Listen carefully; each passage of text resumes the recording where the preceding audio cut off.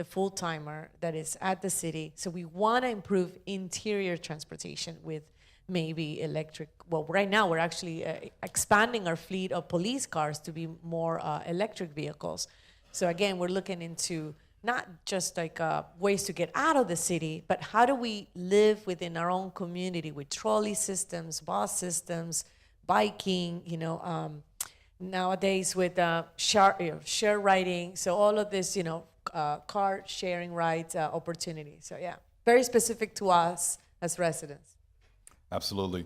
We touched on partnerships earlier, and in this area of finite resources, where maybe your reach is not as far as you'd like, partnerships help you extend your reach, help you extend your resources and budgets. Tell us about creative partnerships that you all are doing. In the green room, we talked about higher education, but other governments, private foundations, business. Give us examples quickly of partnerships that you all are doing to be more efficient.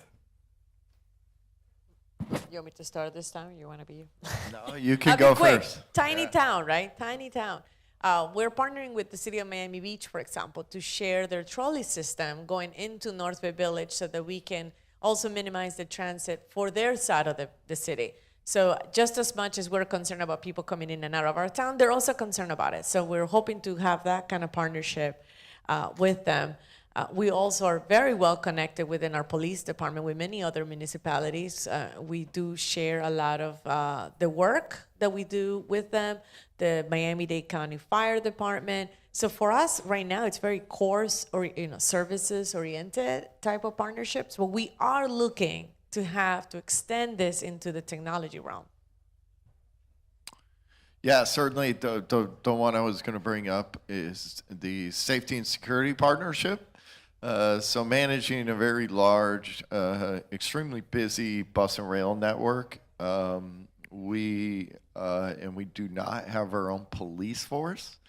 So what that really did is these are state-owned assets and state-owned facilities. So we partner with the state police as well as the MTA, which is the New York Transit Agency, Amtrak, as well as our own private security, and then on top of that, partner with the local law enforcement agencies to really have a community-based 360-degree view of not only safety and security, keeping our system safe, making sure that employees and customers have a secure place to work and ride.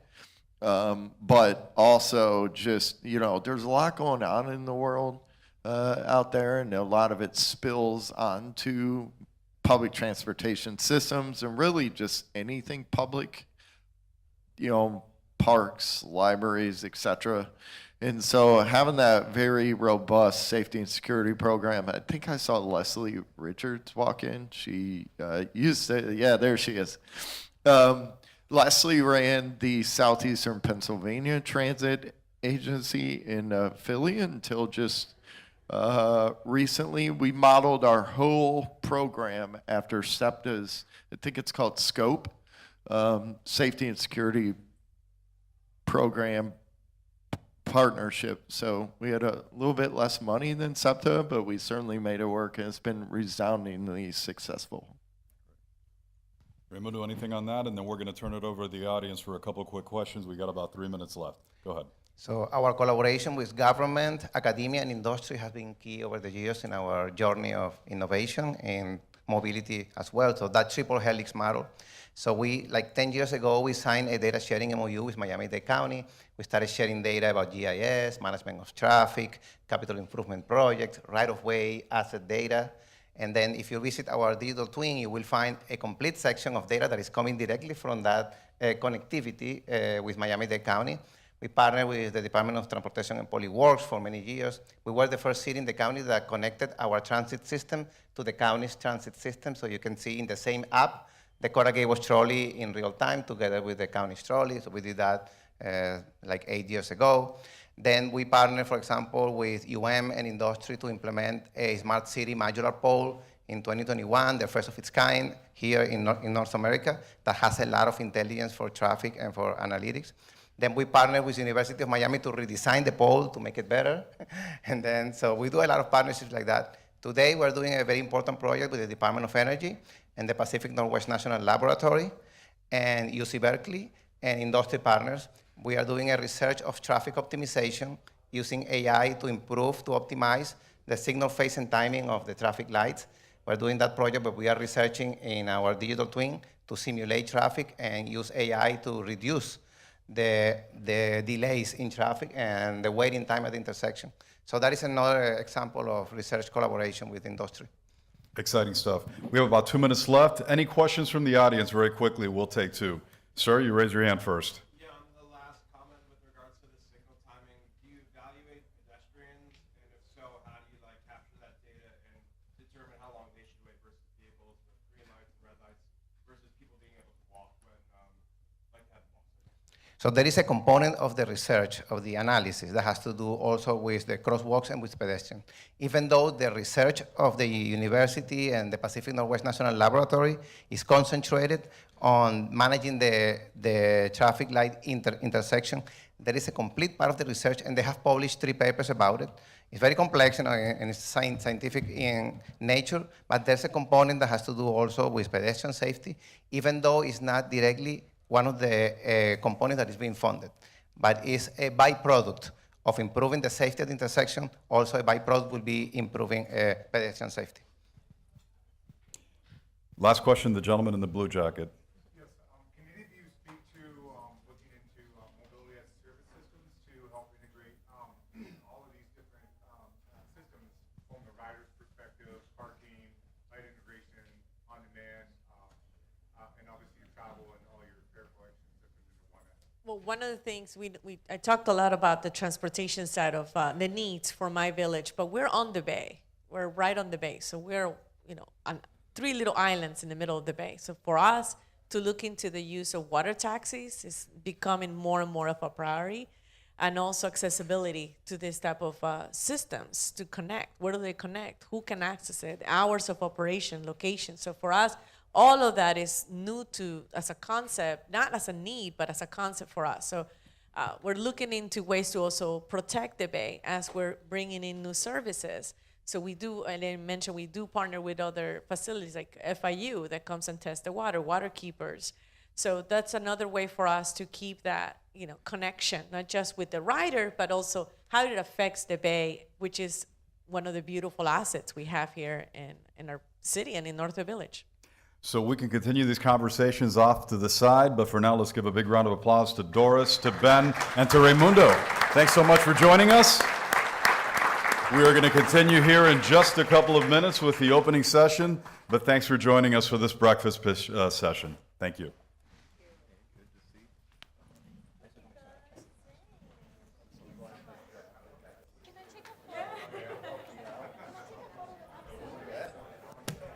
And hello everyone, and please stay put. We're about to start what is now the 6th edition of CoMotion Miami.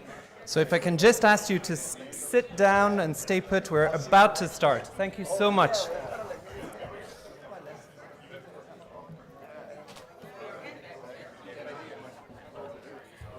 Thank you. Perfect. Great. ¿Ya empezamos?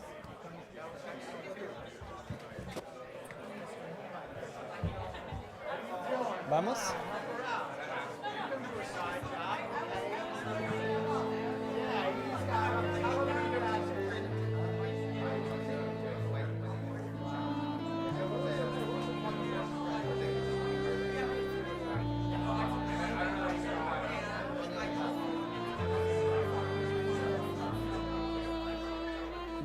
Oh, what's his name? Slide.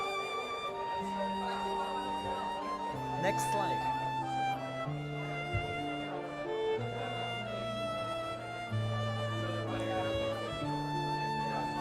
¿Y aquí?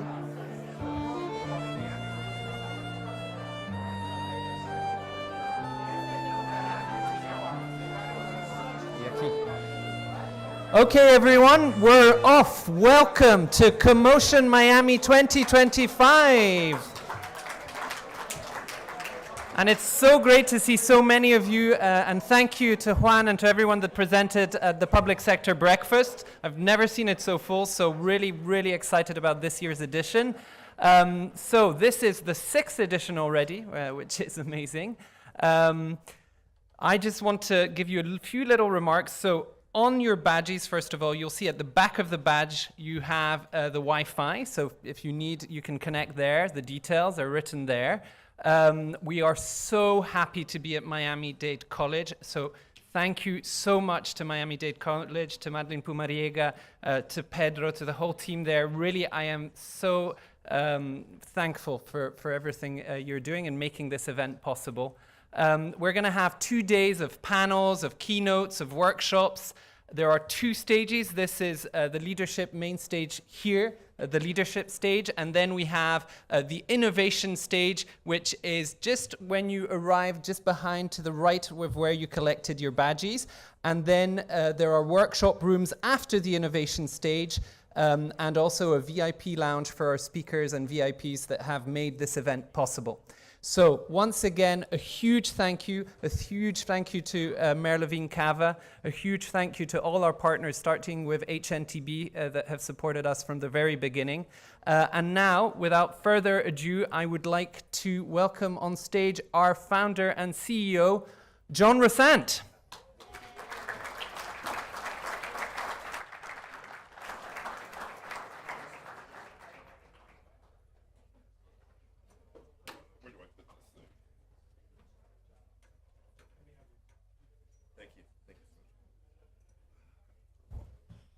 Little knee problem, which I hope will be fixed very, very soon.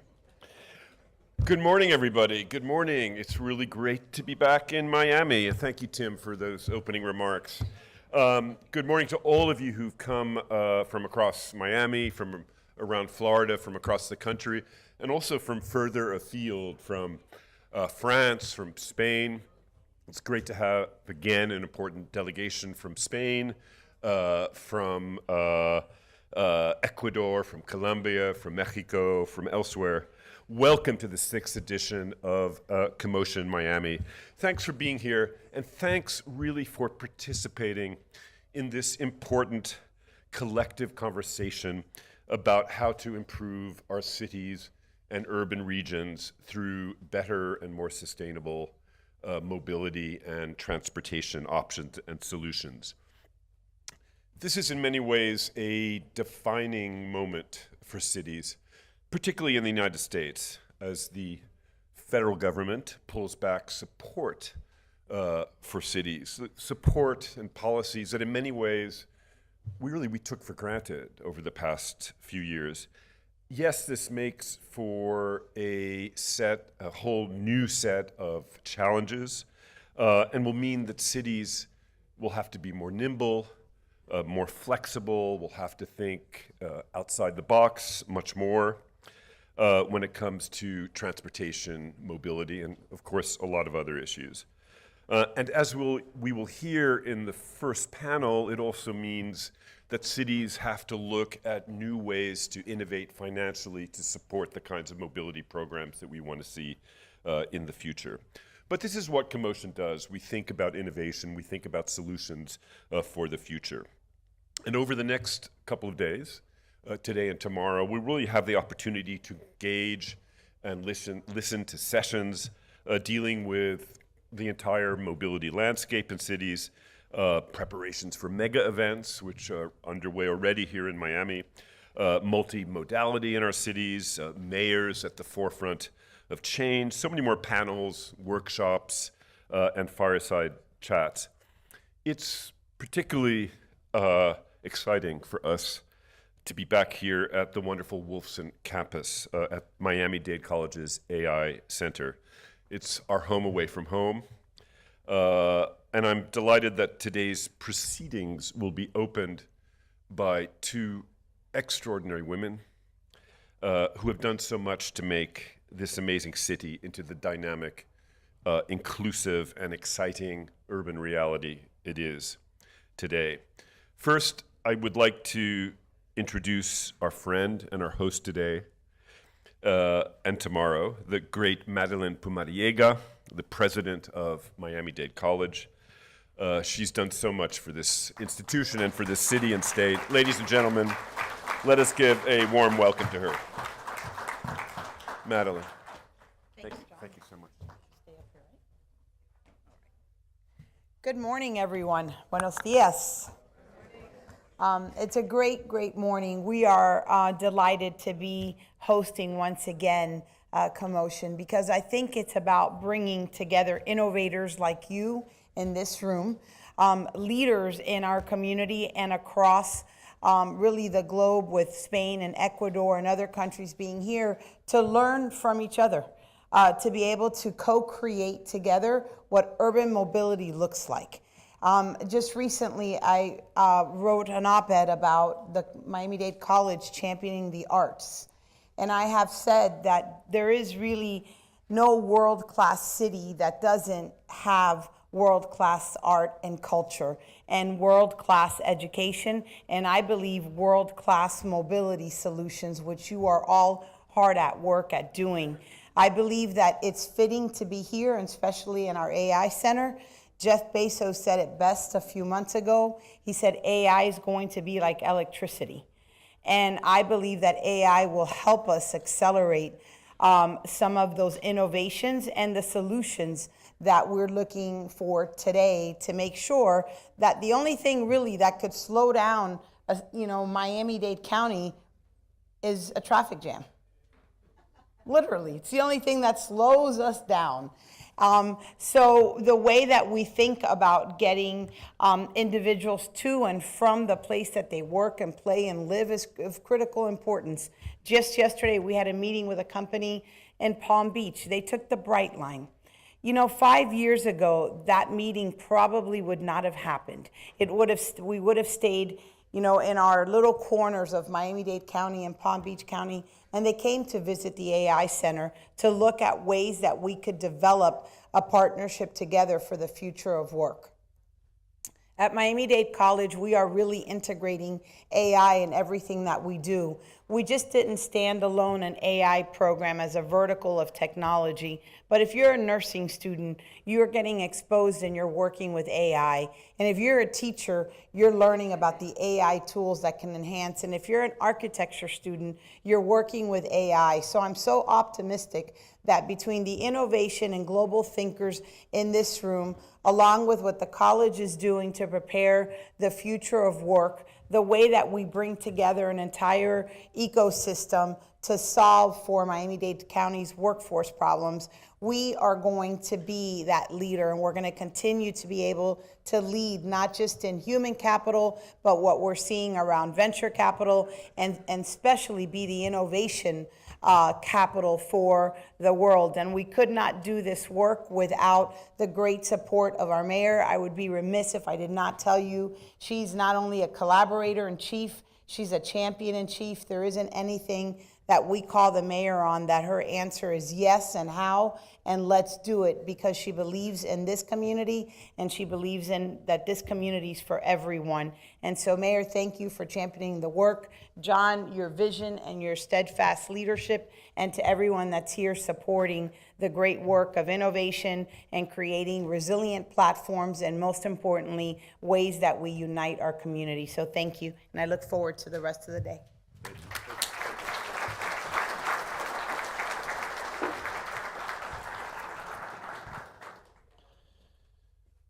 Thank you, Madeline. Thank you for your leadership and your vision here.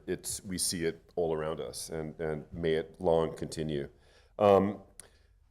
Mayor Daniella Levine Cava has accomplished so much since she was first elected in 2020, and right from the beginning, she showed her support for our collective endeavor here today.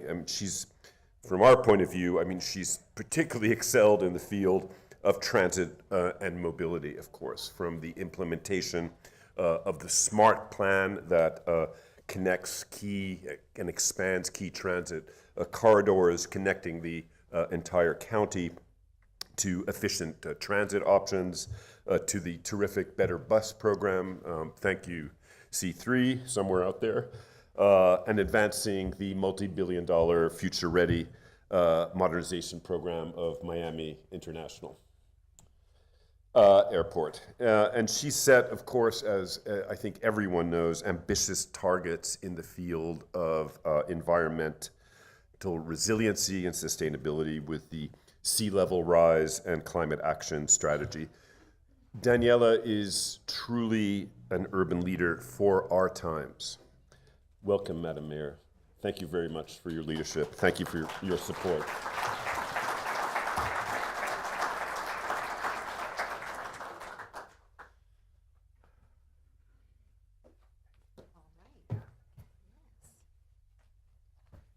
Good morning.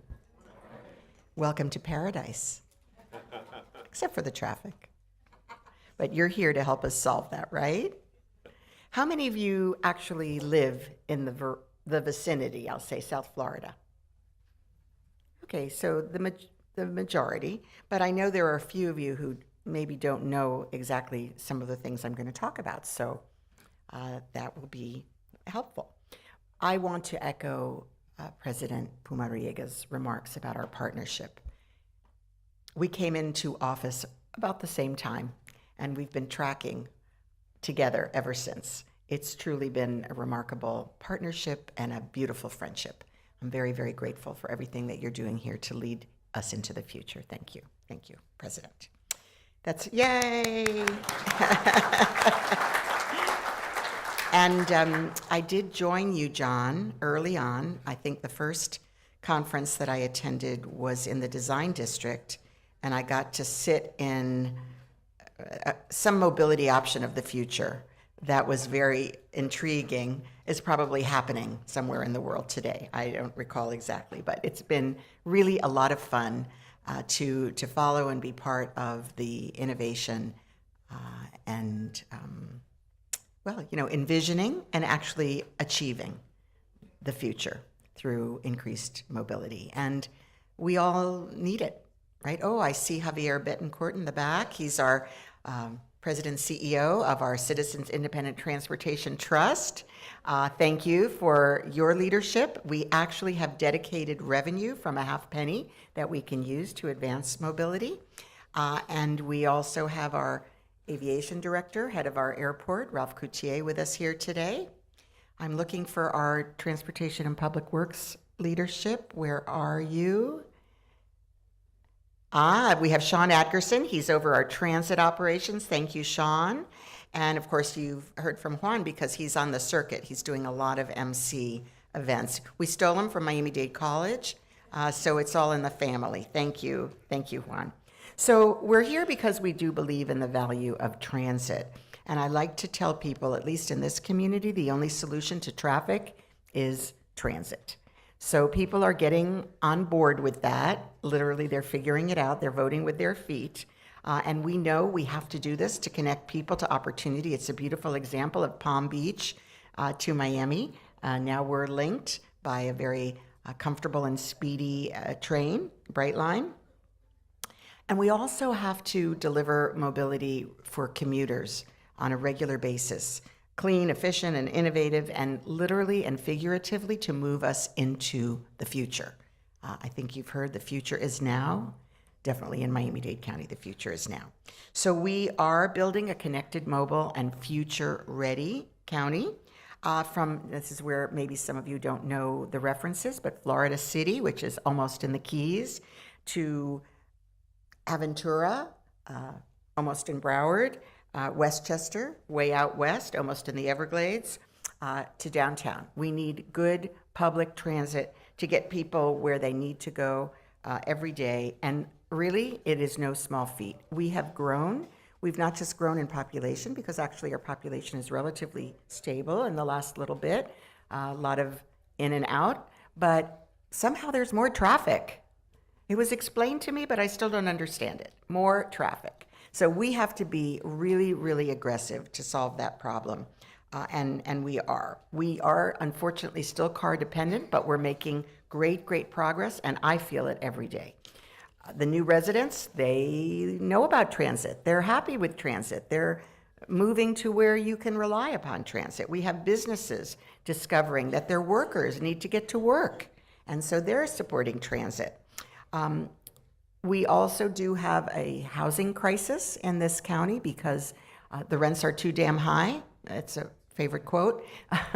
But we are bringing the rents into a greater stabilization and also home prices, partly because we're building vigorously. So just as we're attacking the traffic problem, we're attacking the affordability issue, which is truly our Achilles heel. So my job is to make sure that we deliver real long-term solutions.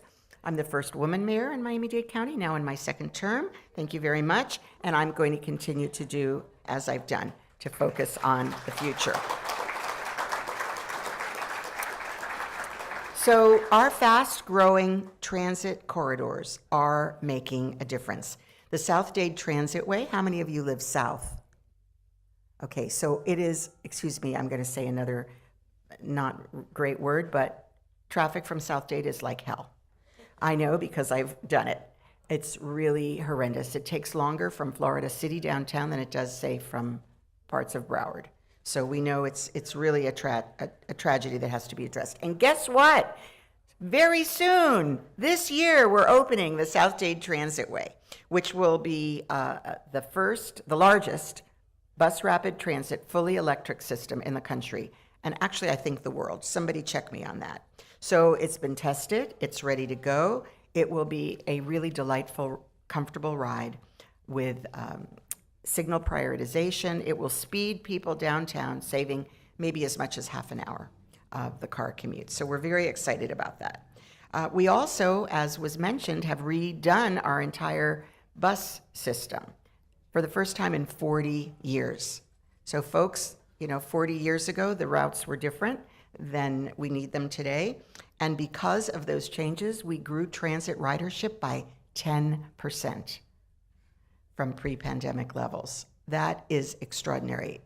I think unmatched anywhere in this country. And in fact, we grew from the 15th largest transit system in the country to the 10th largest. So that's really something. Oh, and you can go to the airport too on transit. Thank you. We also have a countywide EV charging network.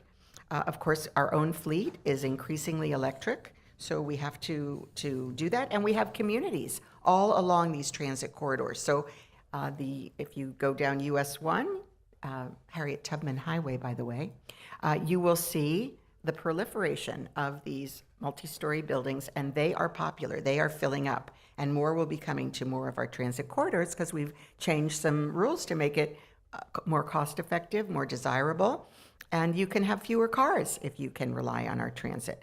We also have to think about safety. We do have, unfortunately, a too high rate of pedestrian and bicyclist accidents, and any is too high, so we have a very aggressive Vision Zero strategy. So I'm a cyclist myself. My husband actually was knocked off his bike by a car, fortunately traveling at a slow speed. So all he did was break his arm in his bike and live to tell the tale. So we know the future of transit in Miami-Dade is very bright. We have some great, great partners, and you're going to hear from many of them today. But I just want to highlight one that's very original. Since we're with innovators, I want to share this. We created the Miami-Dade Innovation Authority, or MDIA. It's modeled after the Israel Innovation Authority.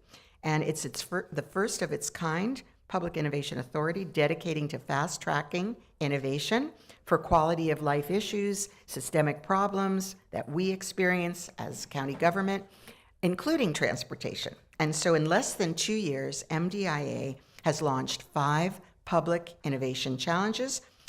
400 startups have been involved in the competition from 41 countries, companies with a combined $6.5 billion in revenue and more than 44,000 employees.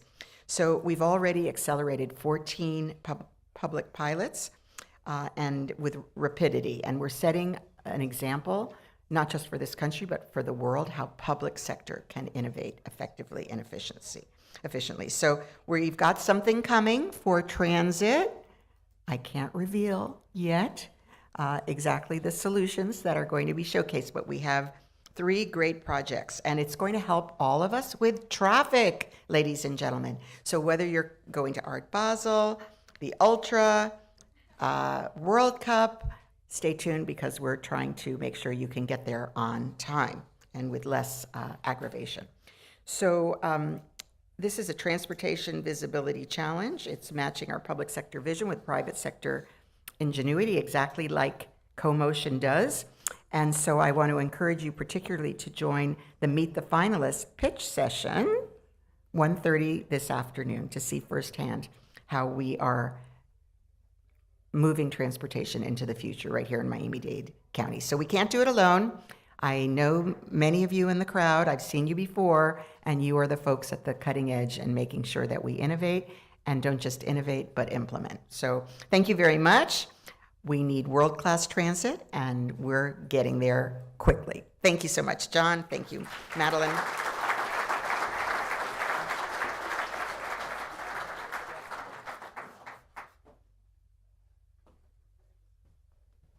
Thank you, Madam Mayor. That was inspiring as always, and your focus on innovation and ways to innovatively make Miami-Dade a much better and more inclusive city is truly inspiring. And speaking of innovation, by the way, there is a new panel that I want to mention at 10 o'clock on the innovation stage on the future of airports. So head there if you're interested in that subject.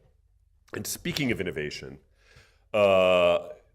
one of the things that we are looking closely at CoMotion is the way that cities will have to find innovative solutions to finance important mobility projects in the future. There is a huge gap in the sort of available funding and the needed funding in coming years. And this affects not only American cities, where, as I mentioned earlier, we're facing a kind of rollback of federal largesse to cities, but also cities around the world who often don't have the kind of access to financing that nation states enjoy. And we live still in a post-war Bretton Woods financial system where the nation state is the focus, not cities and subnational regions and things like that.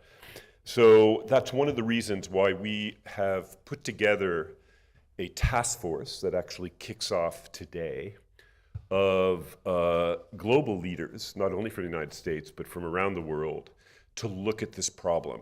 It's the Sustainable Urban Mobility Investment Task Force.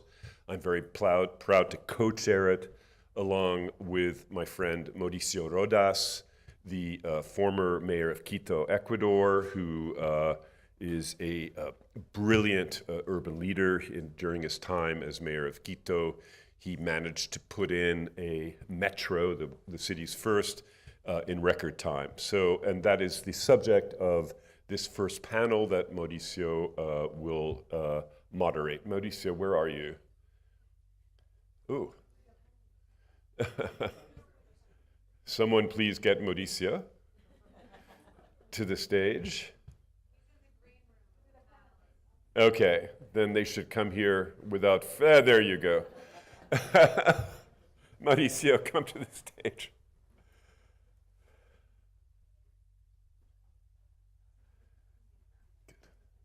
I've just introduced you fulsomely. Thank you. And I mentioned our task force, and it's to you. Good. Please, big hand. Thank you so much. Thank you.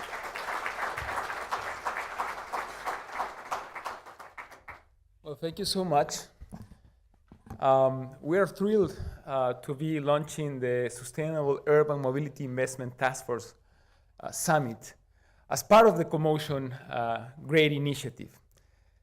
We are gathered here at a pivotal moment. The financial outlook for urban sustainable transportation is both daunting and urgent.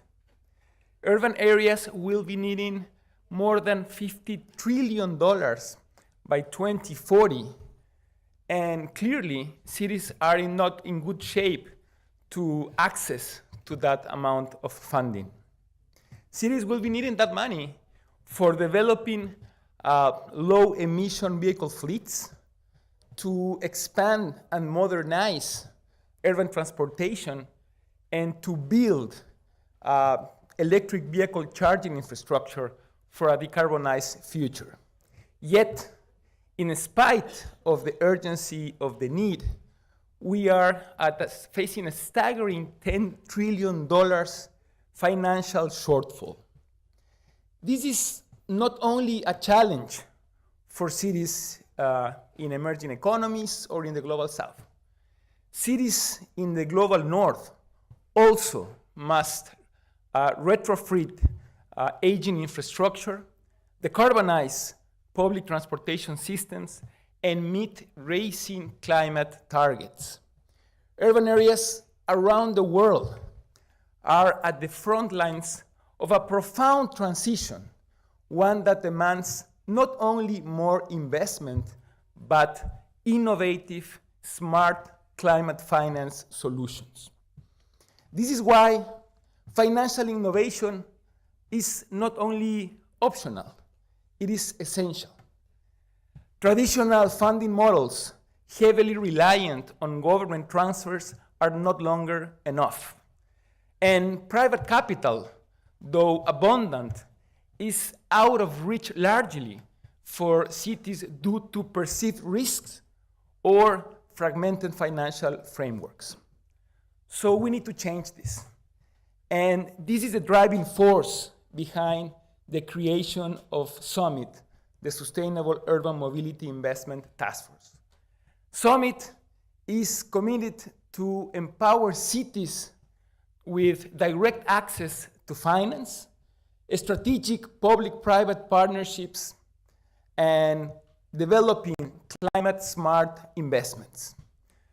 To kickstart the SUMIT initiative and to discuss the opportunities and challenges of innovative financing sustainable urban mobility, we are thrilled to present to you a fantastic group of speakers to discuss this very important issue today. I am very pleased to welcome to the stage Mr. Melvin Cartagena, the CFO of the Transit Division of Miami-Dade County, Mayor Nasifi Moya of the city of Tshwane in South Africa, Mr. Jaime Pumarejo, the former mayor of Barranquilla in Colombia, and Hazem Galal, the global lead for cities at PwC. Please join me on the stage.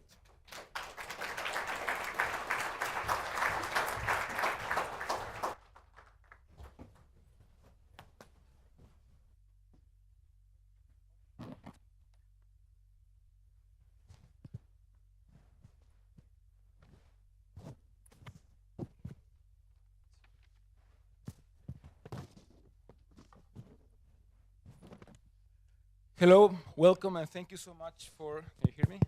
Okay. Thank you so much for being here. We'll start with you, Melvin. From your experience in Miami-Dade, what financing innovations have proven to be most effective in unlocking resources for large infrastructure projects? And what kind of advice can you share with other cities to replicate these models in different contexts? Sure. Good morning, everyone. So I think for us, specifically for Miami-Dade, and our mayor actually mentioned that we've been extremely lucky that we have a dedicated surtax to fund transportation initiatives. And through that, we've been able to establish a very successful bond program that has been afforded us to issue very competitive rates as we go out to the market. So we've explored that and used that to leverage that opportunity. Obviously, as you mentioned, even larger cities are struggling with obtaining the necessary funding to approach our project. So we've also tried to leverage tax increment financing, which is growing in popularity as recent, because again, I think in our case, we've leveraged that with the creation of a Transportation Infrastructure Improvement District, which was established in 2017. And the purpose of that is, as we build these rapid transit corridors, we can obtain the value capture from the increase in property to help fund these projects. Because again, we know they're very costly and the operation and maintenance is very large. So we're approaching it from those stages, right? Obviously trying to look for private partnerships, We've been very successful for our transit-oriented communities. So for those who may not know, obviously transit-oriented communities is mixed development use along our transit corridors that can obviously increase retail presence, but also add critical housing, especially affordable housing and workforce housing. So using private developer funding, we can build out those incentivize transit usage, but also get needed operating and capital support. So leveraging private sector financing. And I think finally you mentioned, but I think it's always important and we strive in our department is to try to layer and diversify our funding. So obviously looking at our own dedicated funding, but also reaching out to our partners at the federal and state level and try to layer those grants and that additional funding, which is critical, right? We have to partner because local resources are only gonna get you so far. So I think those are some of the strategies. I think for cities in transit, it's very, it's important to have a dedicated funding source. I mean, to really accomplish what you want to do, these projects are getting more and more expensive as we go along. So having that dedicated funding and articulating the benefits to the community of having that is going to be paramount. Obviously looking at general obligation bonds, again, more traditional methods, but have been proving success. And finally, just be aggressive to pursue discretionary grants.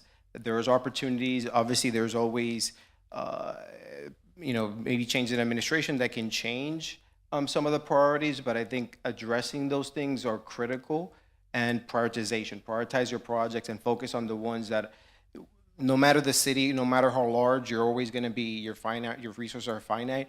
So looking at what are the critical projects that you can undertake with your existing resources. Thank you, Madeline. And I definitely agree that prioritization is key, so we'll get to that in a few minutes. SUMIT is committed to work with cities both in the global north and the global south.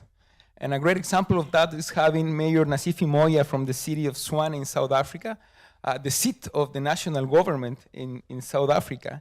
So I wanted to ask you, Mayor, coming from a major metropolitan city in South Africa, what role do you see for local governments in reshaping the country's approach to infrastructure financing, and how can national governments, national frameworks better support the access of cities like yours to climate finance for sustainable mobility? Good morning, everyone. It's quite awesome to be here. I think the first thing is the conversation that city leaders that they've been having in terms of cities having to assume their responsibility and their position in the national framework and global stage. That for a city like Tshwane, we contribute 9% of the country's GDP, for instance. And that obviously comes with the responsibility because we look after over 4 million residents of the country. And what it means is that with all the changes that are happening, whether it's the demands for infrastructure in response to the growing population, that in our city in 2011, we only had 2 million residents.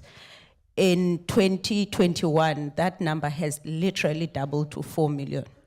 And so what it means is that we need to change the way that we think, the way that we plan, and have a clarity of vision in terms of what would the city of Tshwane, in this case, what would be the role in terms of the infrastructure that the country needs that will reside in the city of Tshwane. So we've had the conversation as city leaders to say, so we know that we need money, but what is it that we want to fund? And I think that's the conversation that we're not pushing hard on.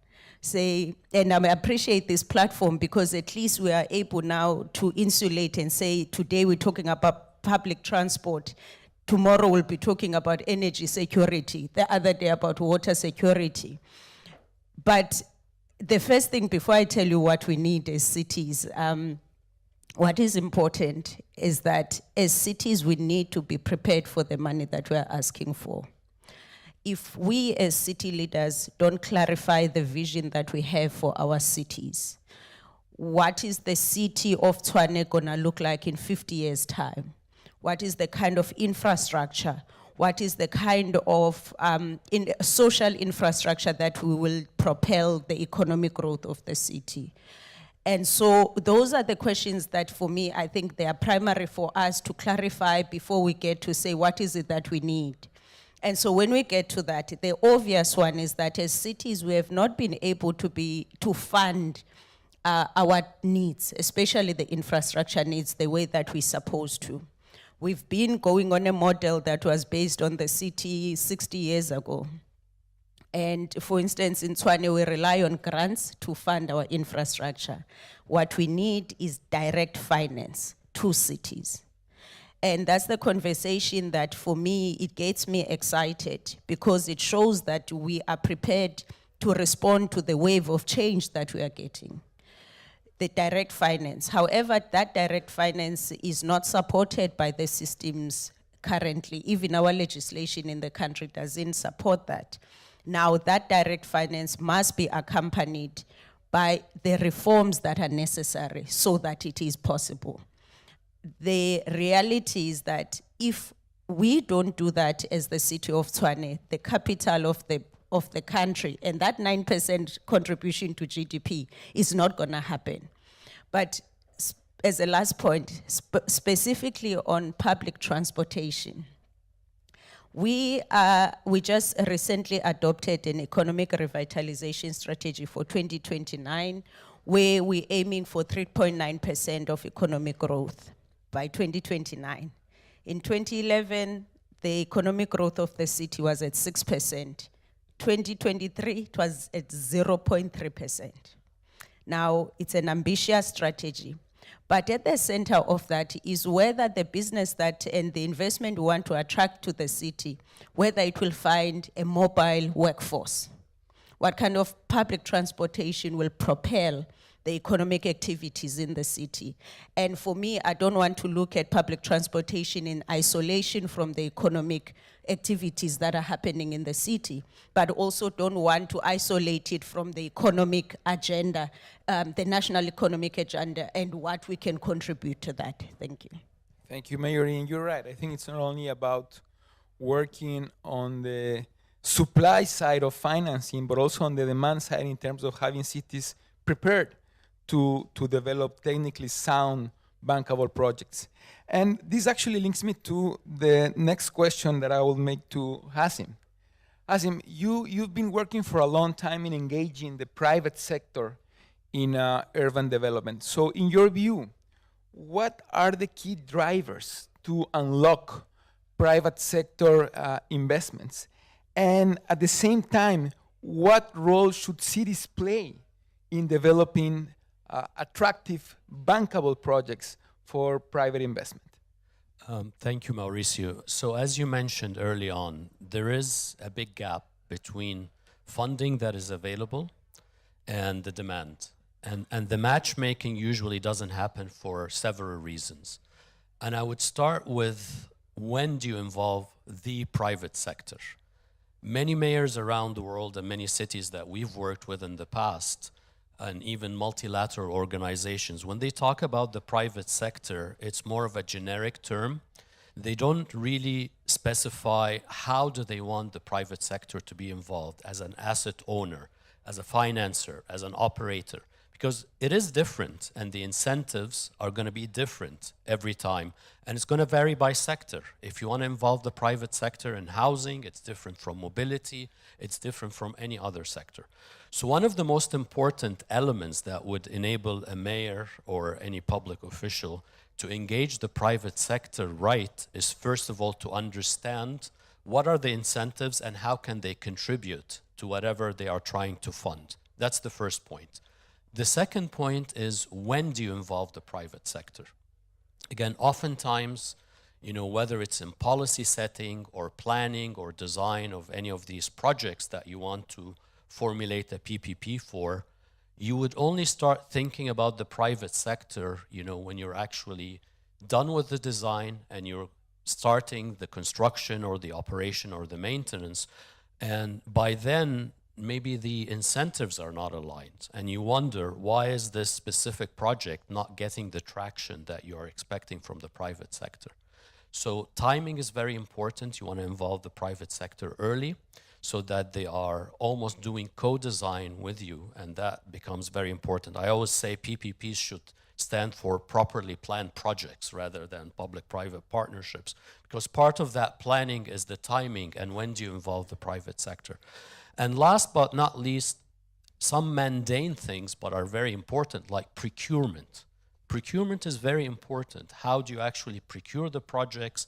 How do you allow for innovation, design competitions, so that you're able to incentivize the private sector to come forth with innovative ideas without putting them at a disadvantage? Yeah, and certainly that represents a big challenge for many cities, and therefore, providing technical assistance is so important, and working to develop capacity on the part of cities to further build those capacities and an appropriate build environment for private sector investment. Jaime, during your time as mayor, you led successful initiatives to embed sustainability and resilience in urban infrastructure. What kind of financial or policy tools were most effective for green transportation?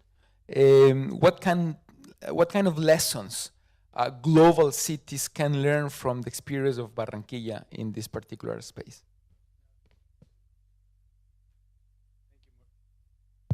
Yep. Thank you, Mauricio.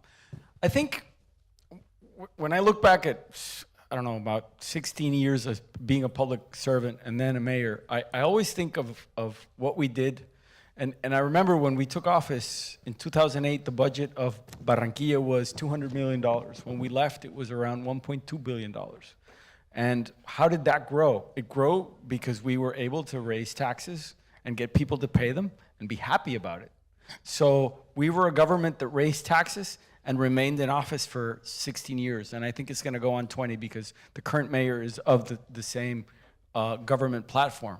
How do you do that? You give them good public services, you explain things, and you get them to also be part of that virtuous cycle. So we were raising taxes, but they were making more money, their property was increasing in value, and there was an economic inflow. So people were growing their tax, while our tax base was growing, their economic development was growing as well. So in a sense, it was, I think, good investments. And we started looking at the city as a driver for economic development for the people, but also for the city as well, so that we could reinvest and create that virtuous cycle. And I remember the first thing we did was make sure that our property taxes were properly appraised and that we were appraising them constantly. So we got people to understand that if you pay your fair share, you're going to get something back. And you're going to get something back that's worthwhile. And that's how we started our first, I would say, massive infrastructure, initiatives. But then, for example, we noticed that in order to understand where we wanted the city to go in the long run, we had to do a big plan that we got everybody involved. We got local universities, local consultants to partner with Bjork Ingels, with Systematica, with a lot of these big firms internationally. And we developed a plan for the next 100 years.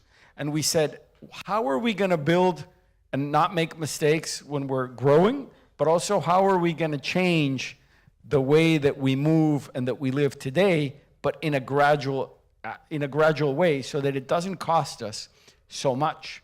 And then we started to look at, as you were saying, sustainable solutions. And just to give you an example, a real world example, we found through a case study in London that when you have a tree-lined street, it normally has 15% higher property value than an untree-lined street. So then we said, well, how much does it cost to plant and maintain trees? It's actually not that expensive. So we built a public-private partnership that plants, maintains, and sort of manages our urban forests and our trees and our parks and whatever.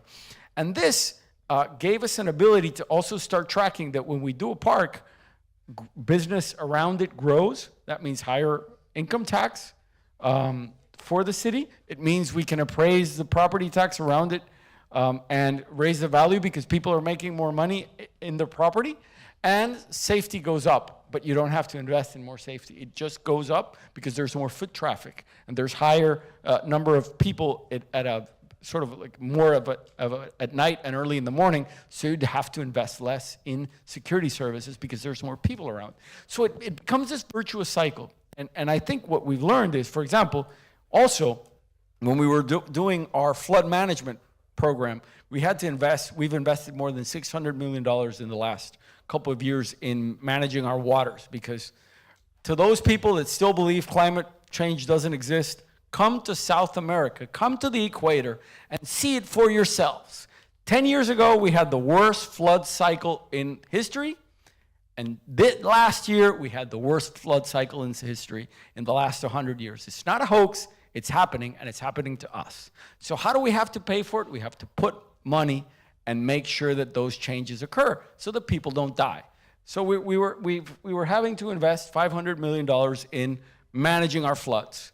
And what did we learn is that if you plant trees, you don't have to make the canals and the flood management system so wide or so deep. Why? Because a tree canopy can withhold water for a while. So the rainfall doesn't fall all at once. It falls gradually. That means that you give your infrastructure time to sort of dissolve the water, or it can be carried in a more steadily fashion and not all at once. So again, using infrastructure that is green also reduces the cost. So that's something that we started to do, is making those analysis and starting to use nature as a sort of as an alternative. The same happened with the development or the regeneration of our marshlands and our wetland system, where instead of building a $70-80 million plant right away to treat our wastewater, we started by bio-augmenting the microalgae that was there and feeding it back into the system and then regenerating it, which is costing us around $1.5 million a year, while we can build up our wastewater and treatment plants in that area. So I think that, and my advice is the money is there, somebody's paying the cost of transport.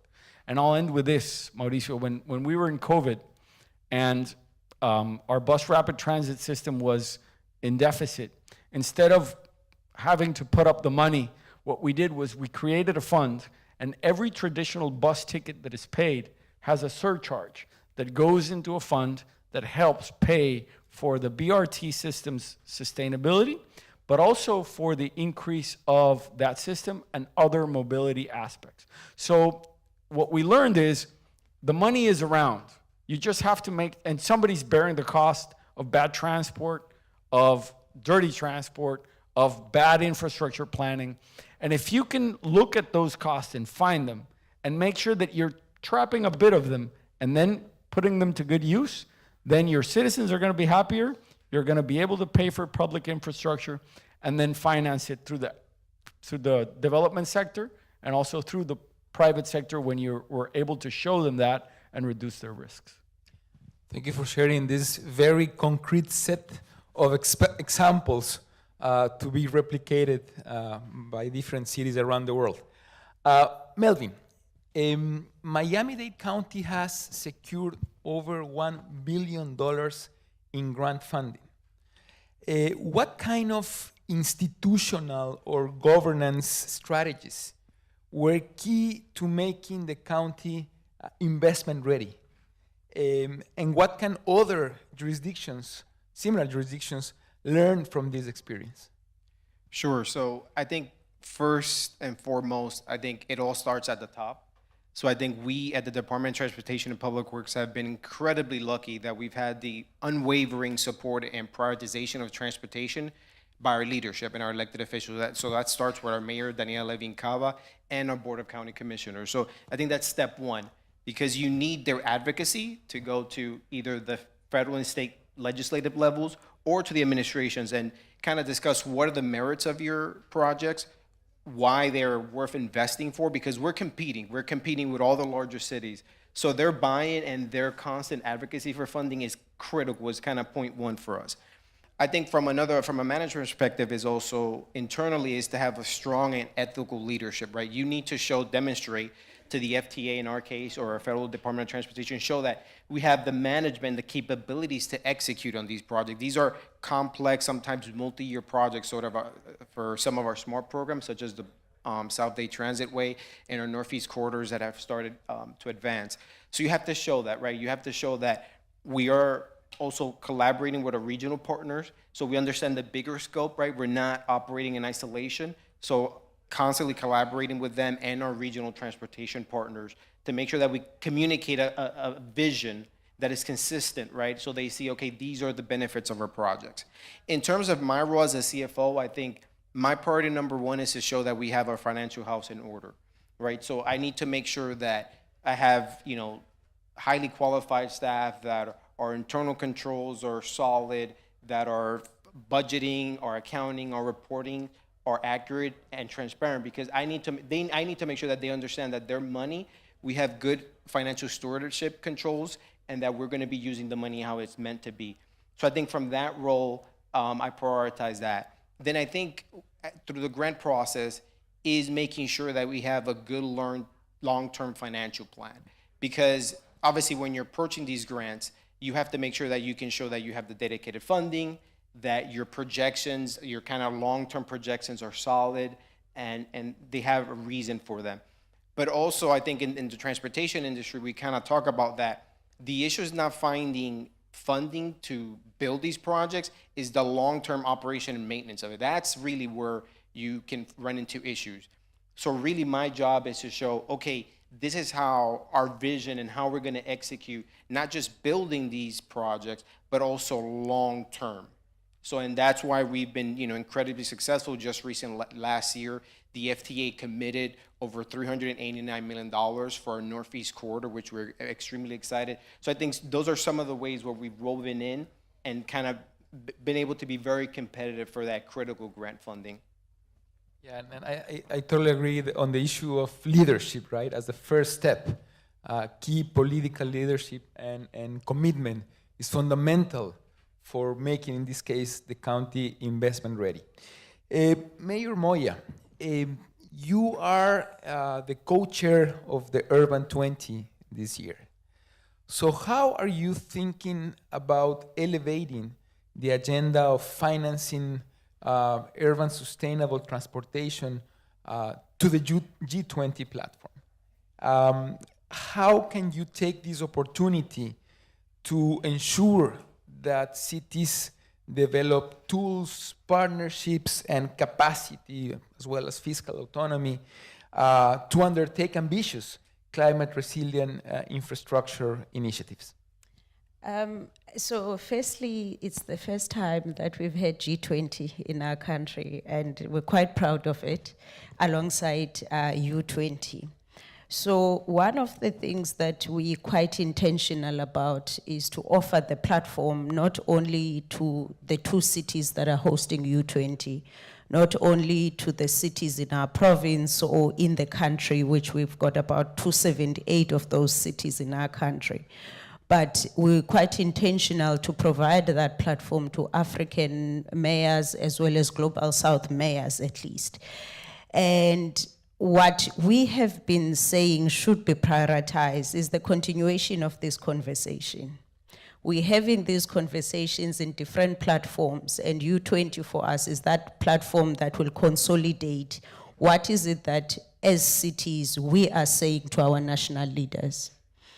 And what it means is that we must get our priorities in order. I think we've been theorizing long enough as city leaders. We keep going around each other and around the circle while we know what our challenges are, what we need, and what is it that we need to do to sustain the solutions that we are proposing. So when it comes to, say, the transport infrastructure, it goes back to the point that I made earlier. No one is going to fund you if you don't have a clear vision of what is it that we are trying to achieve. So the U20 platform is going to help us to further clarify what is it that as cities need and what is it that we are demanding from our national government, because cities have not had a credible seat at the table. Maybe for some, it's quite limited if it's there at all. And now as cities, we're saying we understand that we at the center of climate change, we're gonna be at the center of the solutions that are required for climate change. And therefore, we need to tell our national leaders how that looks like and what we need to achieve it. But also we don't want to continue with the dependence on national government. We then asking for the solutions that will be tailor-made independently of national government to a greater extent. And so how that is gonna help us, firstly, we're not losing the focus. For us, there's a bigger picture, which is the climate finance gap in the global south, especially in Africa, that the funding that we have is not responding to the scale of the crisis that we have with climate change. If you look at the budget of the city of Tshwane, it hardly ever touches on climate response because of so many basic needs that we still need to respond to. And so what we are saying, the conversation about the climate finance gap continues. Secondly, we need, to what Hazem was saying, we need to learn how to package the solutions that we need. And that includes finance for public transportation. And when we do that, and then it goes to the point that Melvin is raising, whether the institution that is a city is credible to receive the funding that we are asking for. So those are the conversations that we are looking for at U20. And there was a cry at Rio from some of the mayors from Africa to say, maybe the language or the terminology of African cities is slightly different from other parts of the world. As a result, when we're hosting the U20 Sherpa in Tshwane, we will also have the African Mayors Assembly on the side. Because what we don't want is to miss the opportunity to use U20 to sharpen the ask that we have of the national governments through G20. So ultimately, whatever we will be putting to G20 should be realistic, and it should have timelines led by city leaders that have clarified their vision, but also willing to take responsibility and accountability so that whatever solutions we put to the table, they can be sustained in the next decade. It's great to hear the clarity of your vision on how cities can benefit from the opportunity of being part of the U20 as an engagement group to the G20, the group of the 20 most powerful countries in the world. So thank you for that, Mayor. Hazem, smart mobility is often viewed as a high-tech, high-cost endeavor. What are the most promising financial models you've seen that would allow cities in general, but particularly in the global south, to finance digital and sustainable transport systems without overburdening their budgets? So when you think about some of the elements of smart mobility, say mobility as a service, okay? What mobility as a service would allow you to do as a platform is really to optimize the use of some of the assets that you already have in a city. So some of these initial investments might appear to be costly, but when you think about it in the long term, and what is it that you're able to do if through a mobility as a service app, you're able to wake up in the morning and make decisions based on integrated information, which mode or combination of mobility modes to use, assessing impact or a trade-off between time, money, impact on environment, possibly even exposure to other people, during the COVID days would have loved that. So what we're seeing more and more is that, the thinking about smart or cognitive cities when it comes to mobility people are looking not only at the immediate financial cost, but what are the potential savings in terms of optimizing the use of some of the assets that you have, in terms of reducing pollution, in terms of actually enhancing the quality of life for your residents. But it is a challenge, and more we're seeing a lot of the use cases and the implementation of smart mobility evolve from being technology-driven as a push from the solution providers to become more needs-driven and demand-driven from the actual needs of the citizens and the ability of mayors, transport authorities to understand really the potential impact of employing some of these technologies in cities. And of course, with AI, it has become very essential right now to not only to use these cognitive technologies and digital twins to simulate how a city operates, for example, when it hosts a mega event and all of that, but also in the emergency response and many other domains that when you assess the return on some of these investments, it's definitely worth it.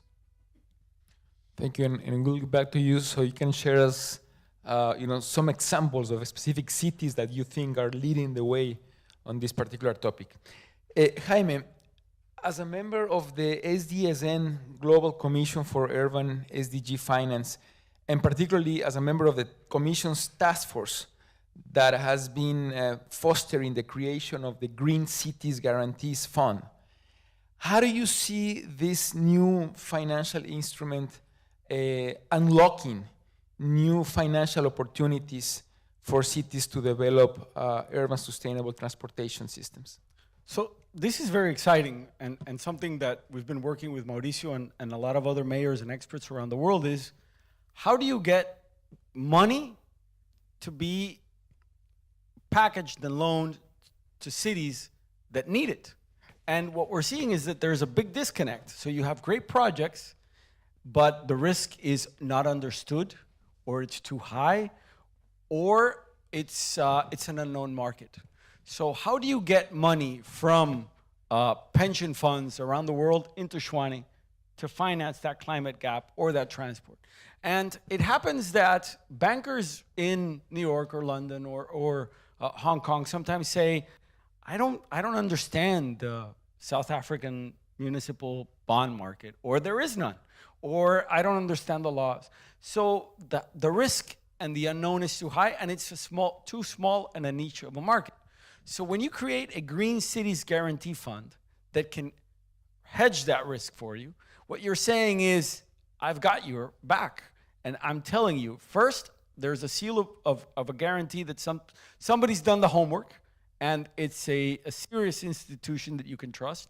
And B, if things go wrong, I'm going to take a bit of that risk for you. And there's a lot of ways that we're trying and thinking of how that risk can be solved or how this can be funded. One is through the same cities, that when you get a loan and it's backed by that Green Cities Guarantee Fund, you're going to put some of that money that you're repaying into that Green Cities Guarantee Fund. It's also through development finance, and it's a lot of other things. But the money is there, the need is there, and incredibly enough, for example, in a lot of countries, as the Commission has pointed out, the risk to lending to cities is actually lower than the risk to lending to the sovereign country, because they have a more stable tax base, because they have less lending out there. So what we need to do is understand those markets. And if we aggregate that and build it up, then we can, for example, create a method that is aggregating small credits and building them up into $1 billion, $2 billion, $3 billion, and then you can sell them out into the bond market. But do it in a responsible way. We don't want new CDOs. What we would want is a credible market that can have a guarantee and that can start to fill that gap, but also invite private money to invest in our infrastructure, in our cities, and to reduce and mitigate that risk. I think that is the only way that we can actually make a dent into the development needs of the world. Because if we think that the World Bank or the IDB or the Asian Development Bank is going to do it, that's never going to happen. We need money from the private sector into these projects. And the only way that we're going to get there is through ideas like the Green Cities Guarantee Fund. So that's why I think we've been navigating against the current, trying to, I would say, rock the boat a little bit and let the institutions that have run development finance, that we need to change so that money doesn't stay at the national level. And I'll give you this tidbit of information. When I was the mayor, the first thing I did was go to the national government and I asked my president, I need a sovereign guarantee because I want $100 million loan from the IDB to do this. And he said yes. Then I went to the IDB and they said yes. 3 years later, they wanted to finally give me my money after all the red tape was gone. And I said, I'm already building the things that we said 3 years ago that I wanted to build. And they said, oh, then we have to give you the money for something else because we only give money for new projects. And I said, well, then I don't need the money. So either you change the way that you give me the money or I don't need it anymore. And they dispersed the first loan that was indicator-based and not a new project-based. So they changed the way they loan to cities because I was able to tell them I don't need the money if you don't change the way you do it. And they've always done that for governments, national governments, but they never done it for cities. The same happened with other parties. So I think, once again, ideas like this one can really make a dent. So I'm very excited. Jaime and I can both attest to how problematic is the dependency on sovereign guarantees. Both of us as former mayors suffered from it, and definitely I agree that an alternative mechanism for guarantees for cities, so as for them not to depend on the highly politicized sovereign guarantee, would become a game changer for many cities to access timely and affordable borrowing. Melvin, with climate resilience being so central to South Florida, how is Miami-Dade County integrating climate adaptation into transportation finance strategies? And what role can the private sector play in funding resilient, future-proof mobility systems? Sure. So for the county, resiliency and climate change are not just buzzwords. We understand that it's real, and we're trying to first proactively making sure that our projects, that component, resiliency, is undertaken from the beginning inception of the project planning and development. So we weave those concepts in and making sure that the roads that we're building, or bridges, or our transit system is resilient, because we see it so much, obviously the concern is always, as you build in these designs, there's an increased cost component associated with it. But I think from a risk mitigation strategy standpoint, it's a beneficial, because even though you have a maybe higher upfront cost, the perhaps avoiding climate-related damage or interruption of services on the long term can actually be, that cost benefit is actually something that you want to undertake. So obviously doing that, I think our county leadership has also undertaken making sure that even at our procurement level, when we're doing our procurement, resiliency is a component that's being undertaken for all our procurements. So that's first step, undertaking that. I think from funding it, right, we in the county, and I think cities should also pursue here in the United States, is looking at federal grant opportunities. There are many grant opportunities that are afforded, such as the US DOT Protect program. FEMA has the Building Resilient Infrastructure in Communities and the Hazard Mitigation Program. So those are some grants that offer potential funding for resiliency. There's other programs such as the SMART and the Reconnecting Communities. So I think looking at those programs to find those funding opportunities to augment your local funds are always critical. I think from the private sector perspective, and I think this is where the private sector has been coming into greater focus, is either looking at impact investing or ESG funds, right? So in the terms of ESG funds, there are opportunities for green bonds that I've seen some cities leverage to build, and these are basically very similar to conventional bond, but are geared towards environmental and sustainability initiatives. So you can obtain very competitive rates. Under impact investing as well, there's opportunities. There are investors looking to make a positive impact, and there could be funding available that you can tap in for, obviously sustainable projects that resiliency can meet, target.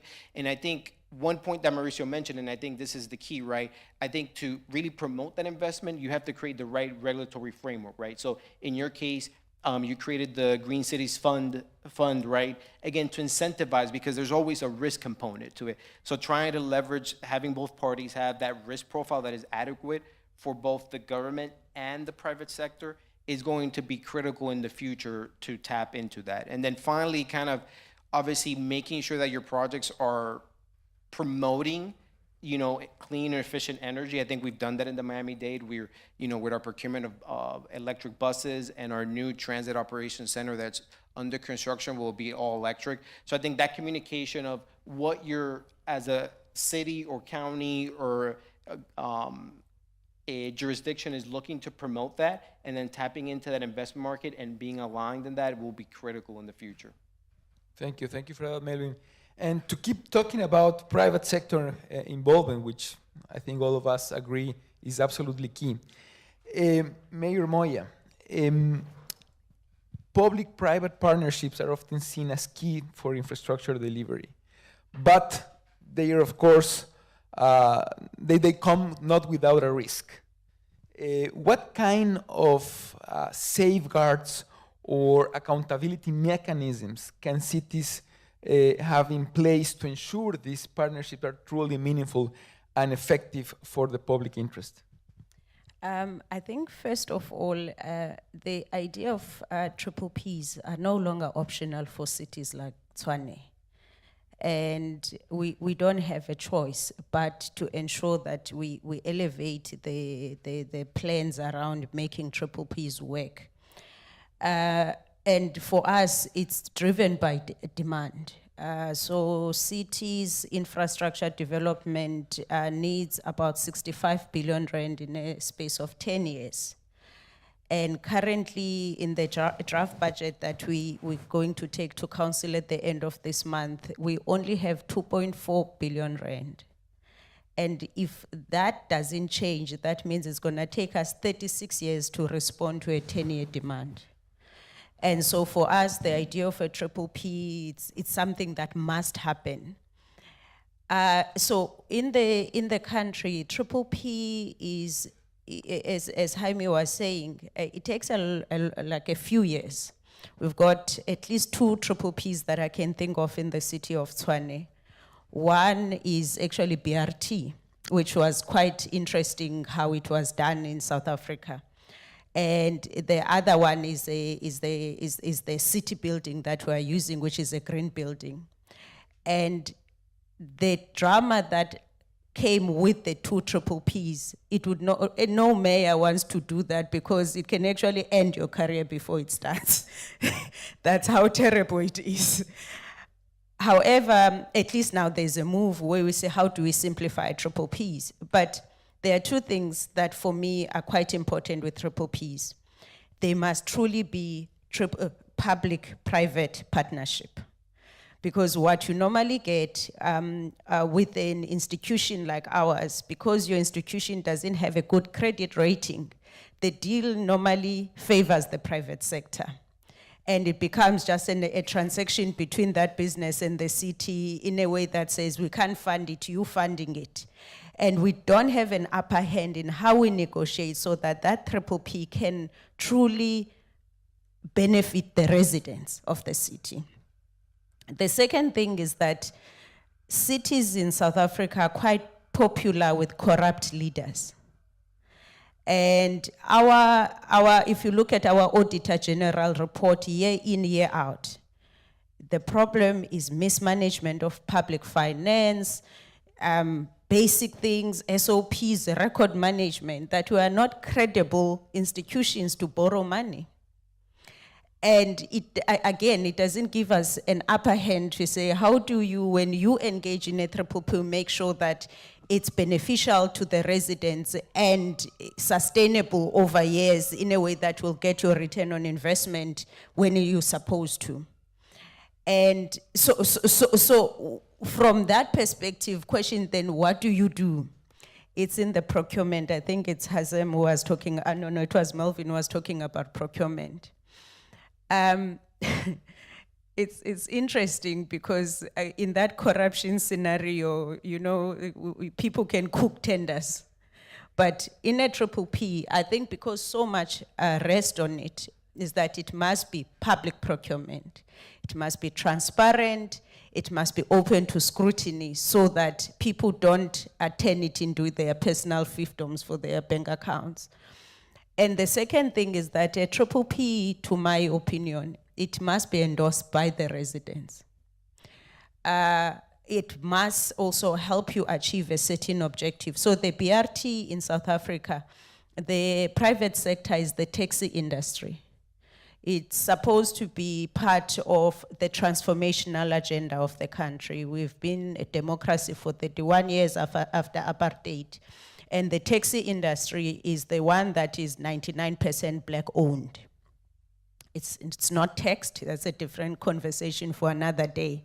But it made sense to have the taxi industry as your partner in that regard. But I can tell you now, when you're looking at the books, it favors the taxi industry more than it favors the government and the residents, the way it was structured. Now, what I'm saying is that when it comes to triple Ps, understanding that they're no longer optional, that is something that we must make work, but the period that it takes without compromising the principles and the credibility of the deal, it needs to change. The policies around triple P needs to change so that we can simplify how we get it and make sure that it's not marred by scandals and everything that is bad, because with triple Ps, you normally want to go long term, not short term. But I'm loving Jaime, I think we're going to go to Tswane together. I love your ideas. Thank you. Thank you so much, Mayor. We're going to hear from Hazem and Jaime before taking questions from the audience. So I'll ask you to be brief, and I'll ask you to prepare your questions. So Hazem, you have worked in cities both in emerging economies, in global north countries, everywhere. What kind of key difference do you see in how cities approach financing urban sustainable transport? And what kind of best practices do you think can be scalable and replicable in different contexts? So let me start by saying the label, basically, Global South and Global North doesn't really hold. So, I mean, we are here in the Global North, quote unquote, but in my 40 years of going back and forth in the US, I can see the infrastructure here is aging, including the mobility infrastructure. So is this Global North or South, Then contrast this with a city like Dubai, for example, which is Global South, and they're already experimenting with autonomous and many other, more advanced forms. Is this Global South or North? I'd like to look at it first in terms of, where you are in terms of you're autonomous or not as a city in terms of your finances, and also the political system, that you sit in. Are you part of a federal system, a unitary system, a city-state? Because that, in many ways, dictates, whether you have access to federal money or national government money, and how do you deal, in many cases, also with sovereign guarantees and these things.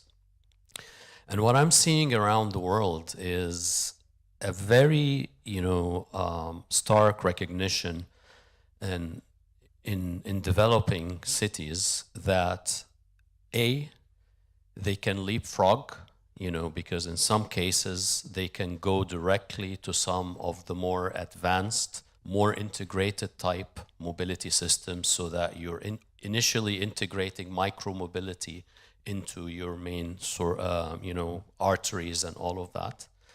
And I'm also seeing in the global north some very different patterns, whereas in Asia, Asia Pac, it's all about how do you use technology to optimize what you have, because they already have fairly good infrastructure. When I work with Hong Kong or Singapore or Tokyo, it is more about taking it to the next level in terms of the journey and the experience and all of that. I was in San Francisco before I got here, right? And you have the Waymos going around, great. But at the same time, when you look at the integrated hub, in terms of the Salesforce building, it is one of the most ambitious projects to integrate, BART with Muni, but also with Caltrain and all of that, and micromobility and the buses. But when they were showing us around, I knew that this is going to be, 15, 20 years horizon project. All right, so you cannot really be depending on getting funding from the state and the goodwill of, the alignment between the different layers of government to be able to do and execute on some of these really critical projects. We've seen a very good example here in Miami-Dade where, the land value capture and the real estate, the appreciation of the land and the master developers created a great partnership to create a very interesting project. Now, is this global north or south, right? So these are some of the things that we really have to think about in each one of the context of the cities so that we really understand the challenges and what are the levers that we have. Because it is very important for any city to have connectivity as a main feature to drive its economic development. One of the things that we see in developing cities is the misalignment, as you mentioned, between and the dependency on multilateral development bank, Inter-American Bank, Asian Development Bank, or African Development Bank, that they're not set up to deal with cities, and we're trying to change that through some of the work we're involved with. But again, you have to really think about the typology of cities based on economic ability, based on their needs, and based on also where do they fit in that maturity curve of mobility. Thanks, Hazem. Jaime, very quickly. In many cities, the challenge is not just finding the money, but actually having climate resilient, ready to invest projects. What kind of institutional shifts do you think our cities must undertake to be in a better shape for facing this challenge?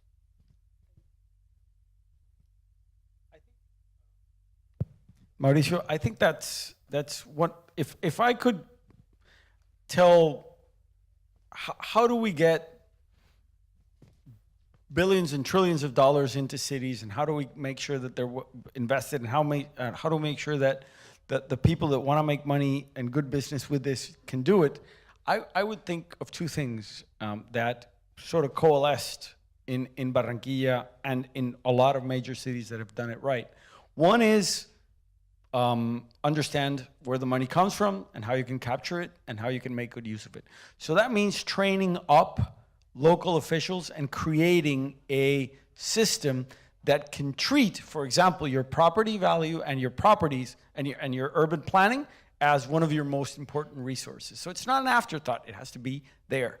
The same with every other tax base that you have and the land value creation, et cetera. So I would invest a lot in creating a group of people that are able to understand where the money is, how I can make more of it, and how I can put it to good use in the city. And the second thing that we did was, and this happened sort of ad hoc, we were creating our expo center, and I was actually the manager of it. And when we were done with it, I had this amazing group of people. They were young, investment bankers, urban planners, PhDs, mathematicians, etc. And instead of, the idea was we were going to dissolve the company, give it to a corporation that manages expo centers in Colombia, and that was it. We were going to dissolve all this staff. And I went to the mayor at the time and I said, I think we should change this. And this should become our economic development company, our investment bank, our ideas fund of the city and of the region.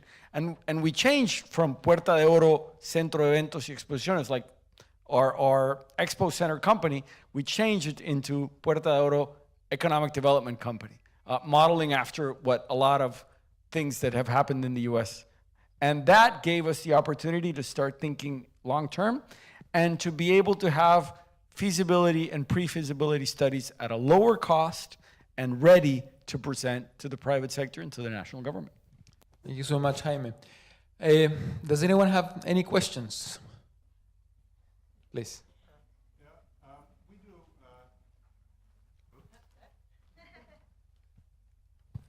Hi. We do interactive, holistic, predictive digital twinning to look at these kind of developments from all kinds of angles, all in one go, and really, really fast. And what we're noticing is that a lot of cities are organized in silos, and the funding is organized that way as well. While we look at the complexity of the whole city and looking at housing, transportation, climate action, and impacts on everything all in one go, and get results within a few minutes and not wait for a few months with new technology, we see that it's really, really hard to find a source of funding for these kind of projects because it's siloed in the organization and the funding infrastructure. So can anybody respond to that, how we could look for the right means for those funding? Maybe I will take one more and then, yeah. Great discussion, by the way. Thank you.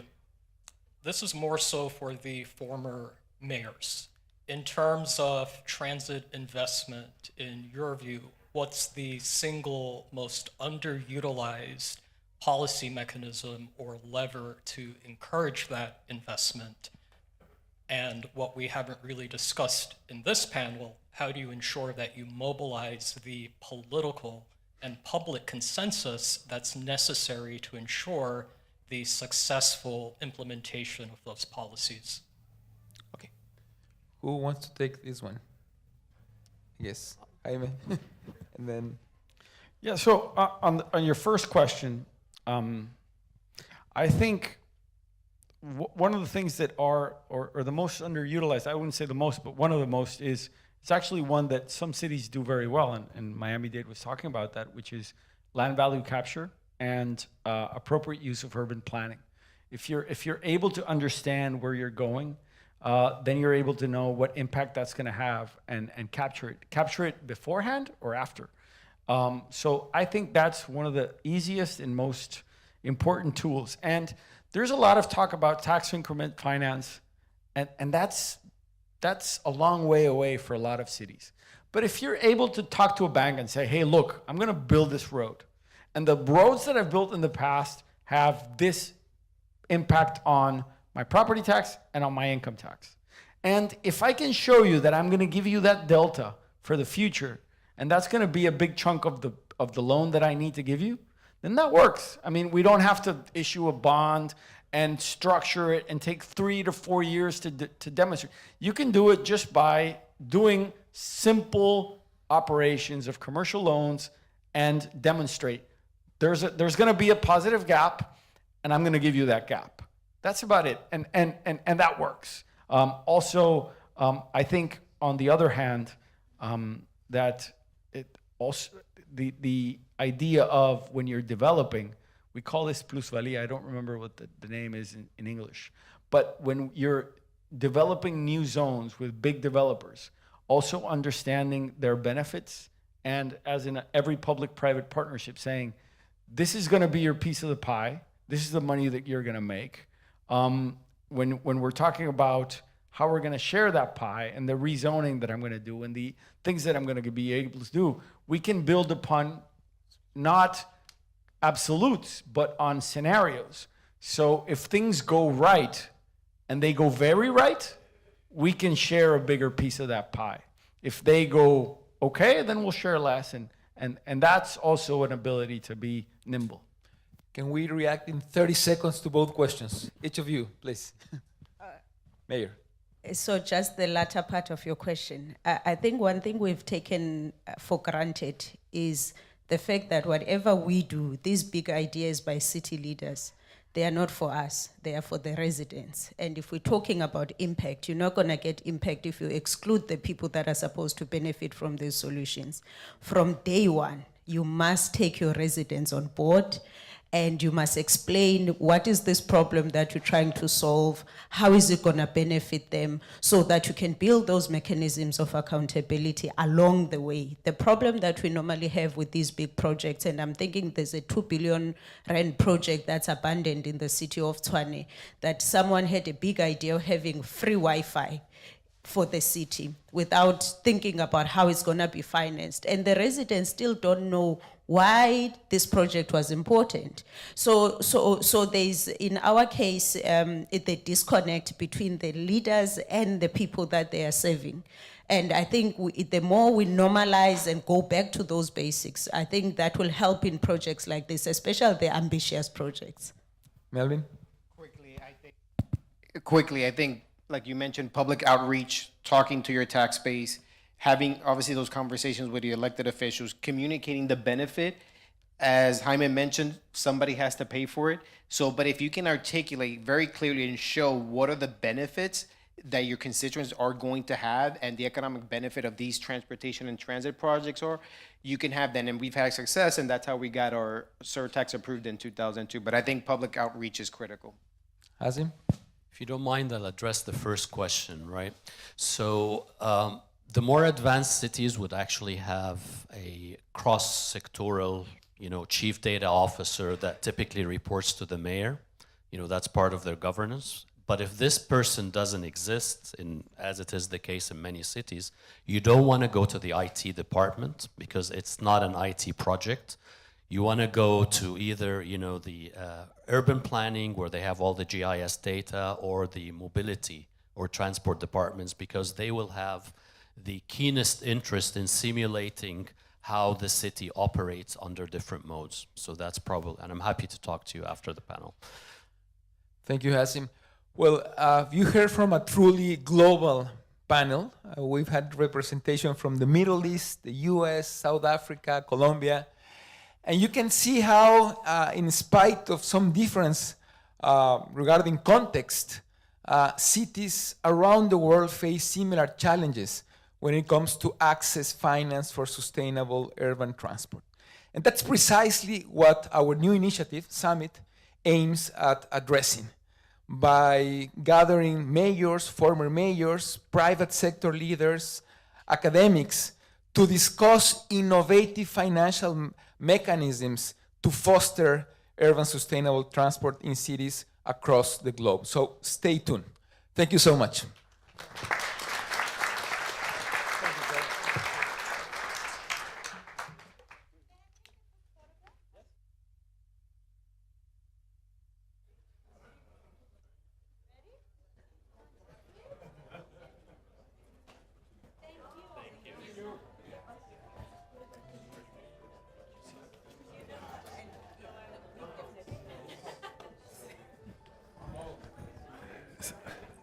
Thanks very much.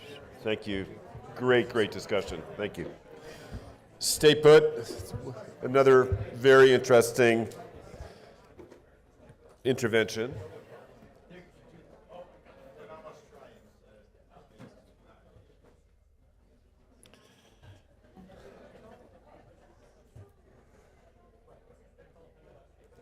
One of the things that obviously came out from this discussion was the importance of the public sector and the private sector really working together for a better future. That's something that's actually at the very heart of what CoMotion is all about here in this room. If you could keep it down a little bit, please. Thank you. The participants, the speakers at all CoMotion events and initiatives cuts pretty evenly, 50% public sector, 50% private sector. And we believe that these two sectors have to work very closely together. Could you please keep it down in the back? Thank you. Okay. I'm very proud to welcome Mike Inabinet of HNTB, the president of the central region of HNTB. We've been working closely with HNTB over the past few years. We're very proud to have them as one of our most important partners in our initiatives. They're an extraordinary group of professionals across the country. I think there's no city in the United States which doesn't have iconic infrastructure that is marked, that has been conceived and been built by HNTB. So it's my very deep pleasure to welcome Mike to the stage, who will talk about digital infrastructure and the importance of that. Michael, thank you very much. Thank you.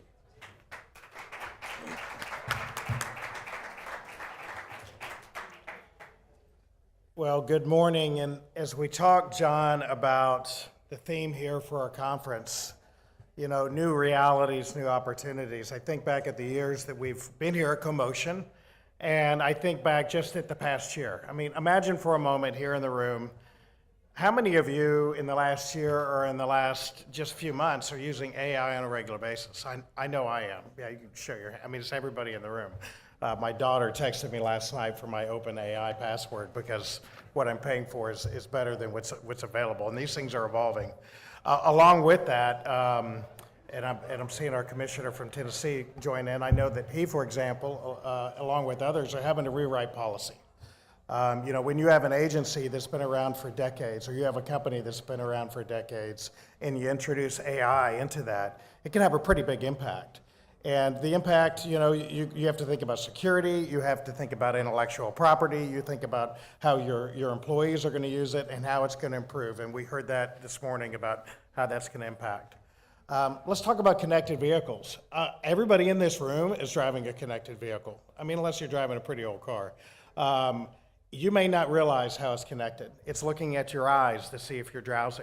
It's looking at the vehicle in front of you and adjusting your speed. It's telling you when you've swerved into the lane next to you. So connected vehicles are evolving tremendously, and we're living it every single day. You know, we also in a place where the panel earlier was talking about financing and funding. We have to be more efficient. And John made the comment earlier this morning about, you know, where does funding come from?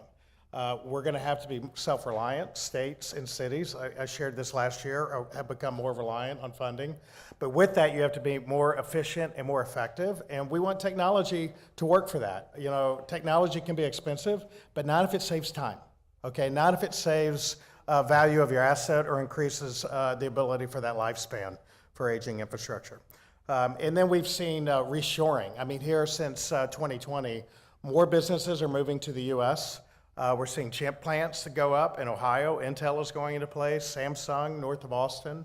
You know, Tesla. I think about north of Austin 20 years ago, they had the vision to put $2 billion worth of funding in place. Now all these tech companies are moving in. So that's pretty innovative. But here's something I've noticed. I've been a civil engineer for 30 years. I had no idea that when I started my career that I was going to get into every mode and figure out how do we connect that. We don't just build highway projects to build highway projects anymore, okay? And they're not just to move trucks. They're not just to move our car. We don't just build a bridge to build a bridge anymore. You're connecting communities. It's moving freight, or it's helping businesses thrive. We don't just build a transit system to be transit.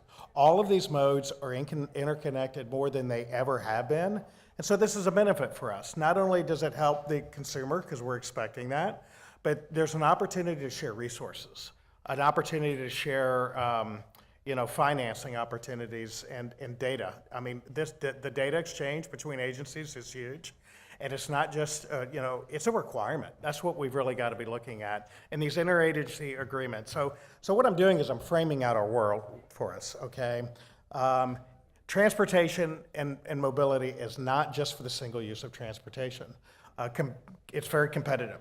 Governors are looking at, and mayors are looking at how they can make their city more of an asset that attracts business, that drives the economic development of the region. So that's been a huge evolution. And so, you know, speaking of evolution, what have I gone through in thinking about it? Well, the first thing we have to do in transportation is drive safety. I mean, that's first and foremost. That's never going to change.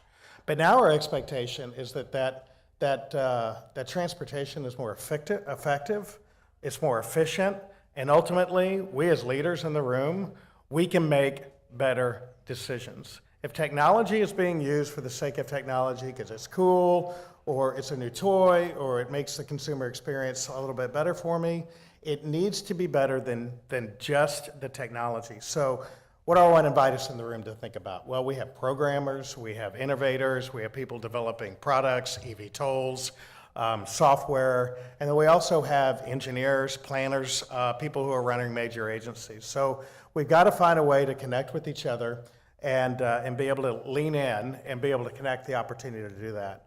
Ultimately, we need a better consumer experience. So I'm going to share a couple of examples with you on how we are able to enhance the experience. So I mentioned transportation. This is not a transportation project. This is the new rendering of the Oakland A's Stadium in Las Vegas. Okay, so HNTB, in addition to our transportation practice, has a world-class aviation architecture practice, and this is pretty cool. So when we think about a Major League Baseball stadium in Vegas, okay, it's hot there, right? So this whole pastime of being outside, experiencing baseball for what it is as an American pastime, how do you bring that experience indoors? What challenges does that prevent for you? And how do you go about designing something so unique as this? And what is that fan experience going to be like? So we sat down with the owners and we asked them some questions. These were really important questions. What did they want? They wanted an intimate setting that was going to be close and brought everybody together and created that fan experience. The next thing they wanted is connection. Connection to the game of baseball, connection to the players, connection to the experience, and the connection to Las Vegas and the community. So I walked into the design studio one day and I saw this on the wall with calculus formulas and parabolic formulas, and I thought, what on earth are all these architects doing calculus for? And then I realized, and then I realized there was a whole list of baseball players underneath and how high they were hitting the baseball. Okay, so they looked at 20,000 hits over the last 5 years and found that only 13 baseballs went above 230 feet. So we're thinking about an intimate setting, right? But every foot matters when you have this big dome in cost and what that experience is going to be like. So the stadium height is at 235 feet. So we were able to orient and look at the seating, the arrangements, the height of the baseball, and what would take months and months and months to be able to analyze. And by analyzing that in a very condensed way, that analyzed what it was. So that's pretty cool experience. Now look at this. Now if you look all the way out to Las Vegas, you'll see a cable netting. This is the largest glass wall in the world. That's what it will be. And when you think about designing it, how am I going to do that in an efficient fashion? Because as designers, we think about, this amazing experience that we want can be expensive. So how do we make this effective and efficient without blowing the budget? And so we were able to write some code that interfaced with design software that allowed us to optimize the glass size of that panel and minimize the number of unique pieces. And again, what does this connect back to? It's about the experience of being connected into the game, bringing the light in, having comfort, and connecting into Las Vegas. So what do you not see here? You don't see air conditioning ducts. That would ruin and kill the view.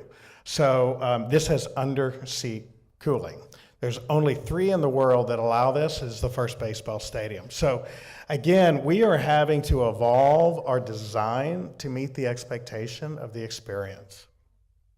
That does work in transportation too, by the way. This is Tampa Hillsborough Expressway Authority, and here at the conference is Greg Slater, the CEO.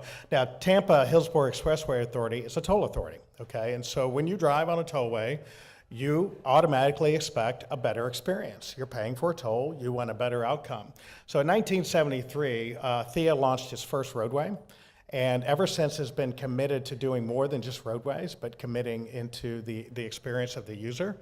They've got a greenway that's a bike path and a running path into Tampa as well. So it's beyond just the single infrastructure. So 10 years ago, Thea partnered with US DOT to have one of 3 grants. They were the mid-sized city. And this is connected vehicles back then. You can see the dashboard, you can see the display up there. Now you don't see that. It's integrated in your vehicles. But in the early days, what were we looking at in this study that took us so far in the decade? We were looking at wrong way driving. We were looking at, red light running. We were looking at pedestrian crossings in the connected vehicle experience, and how was that going to make it a safer experience? And ultimately, what that resulted in, Greg came in and loved the data, and he said, well, what does this tell me? It helped prevent 21 pedestrian fatalities through this study and developing this connection of data across all systems. 19 red light runnings were prevented. 17 collisions and 14 wrong way drivers. And these are usually at night, maybe an impaired driver, maybe somebody who's disoriented and not know where they're going, but these are catastrophic events. So think about the number of lives that were saved by implementing technology, and this was just 10 years ago. So today, more and more agencies and cities are expecting, and state agencies are expecting this type of technology to be implemented. Okay, another thing they're doing, this is really cool, is they're using all the data for decision making. So in the bottom left, you'll see, and I don't know if you can read in the back, but there's a travel time dashboard. So they're taking this data real time. They're looking at congestion, they're looking at behaviors, they're looking at where people are initiating their trips and where they're going to, and they're making active decisions in a real fashion, how they're going to prioritize their next projects, how they're going to orient traffic, how they're going to leverage maintenance and things of that nature. But it goes further. It goes into asset management. Okay, so we can build a better project, but the comment earlier today was the cost of an asset over the operations and maintenance will exceed the cost of the capital infrastructure. Okay, so we need smart infrastructure. And smart infrastructure is not just connecting to it as you drive on it, but it's informing you on how you want to maintain it. So let's imagine, for an example, that I had a project or a roadway that was telling me when it needs to be maintained. You know, I may have a cycle that every 5 years I'm going to go maintain that infrastructure. But what if the data told me how it was behaving? We saw this when we helped with the Tappan Zee Bridge. We have infrastructure sensors all over that thing that tell us the load, what's traveling on it, how it's performing, how the pavement's performing. We have acoustics in the cables. This is an expectation on how we're doing that as well. So when you roll all this together and you think about your preservation of your asset, and you think about how it's behaving, we have to change our behaviors too. And so here in this room, again, John mentioned it, public-private partnership. And a lot of us here are thinking about how we innovate something. We get enthusiastic, we get excited on how we can do something really revolutionary. We require that. Okay, that funding is what's required to drive inspiration and for our leaders at our public agencies to be able to engage with that. But remember, they're leading an agency that's been in place for decades, maybe 30, 40, 50, over 100 years. And their commitment is to the traveling public. Their commitment is to the taxpayer.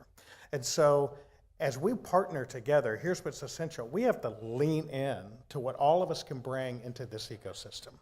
As we work on the private side, have deeper conversations about what that value set really is. What does it mean to be more effective or more efficient? Go back to safety, or help that leader make better decisions. When I'm using AI, I'm using it because it helps me make a better decision, okay? And I do it in lightning speed, and I work through very quickly. So we all have a role here. Technology should not be the sake of technology. It needs to drive our safety, our decision making, and we're helping our clients navigate through that challenge. It is not easy. We think it's easy, but there's a lot of policies that get affected by this. There's funding, there's priorities that need to be measured. Embrace the power of innovation. I invite you to come join us at our collaboration hub, where you'll see many, many examples where we are leveraging technology to help integrate modes and make better decisions. So encourage you to all join the conference, lead into the opportunity to integrate and innovate. Thank you.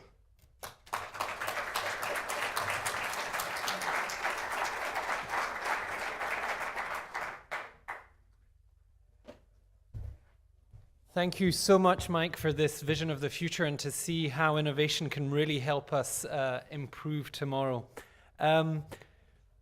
So we're going to have a very short 5-minute break, and then we will be starting again here. We will be rethinking regulations, looking at the role of TNCs in public transit and the impact of FTA policy changes. So that will be starting in 5 minutes here.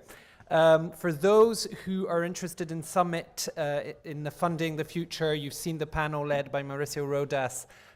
So that will be starting workshop in about 5 minutes. And at 11:15, there will be a panel about managing the surge, AI, and real-time solutions for demand overflow. So there we are. Once again, thank you so much, Mike and HNTB. Thank you.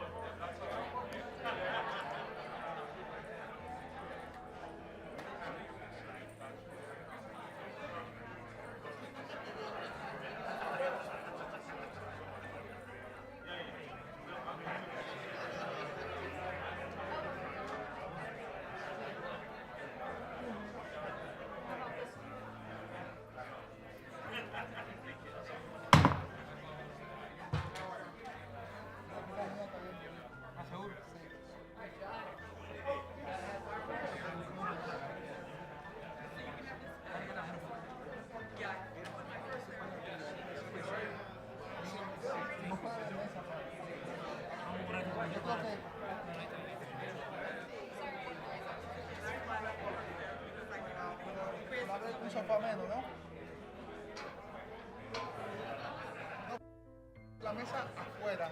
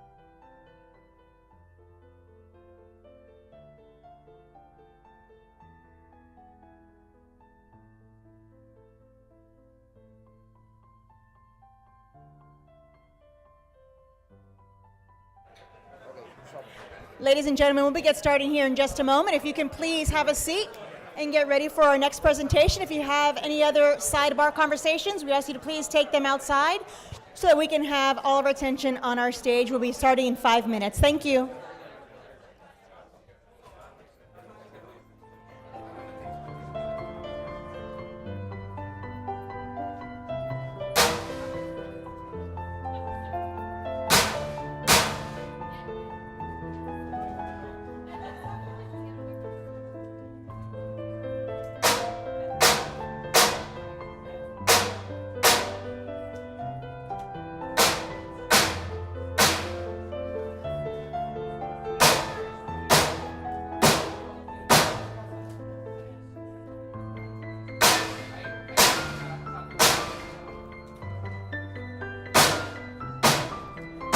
The background music helps, right?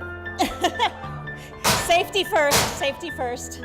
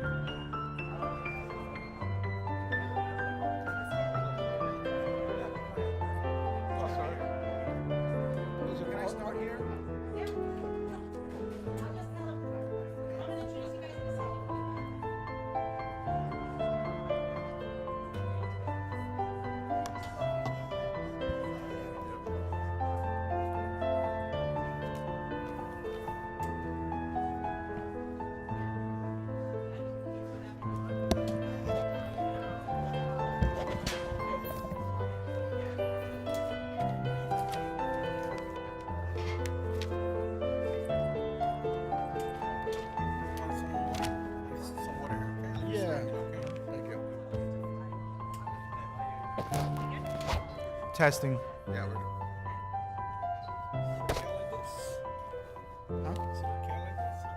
Yeah, yeah.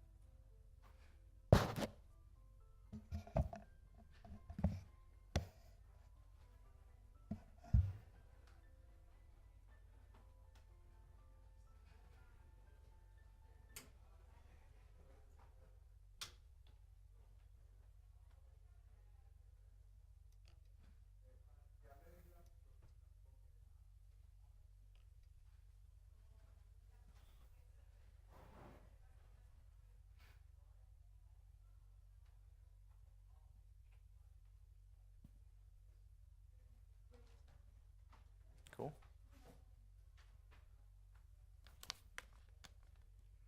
Welcome, everyone.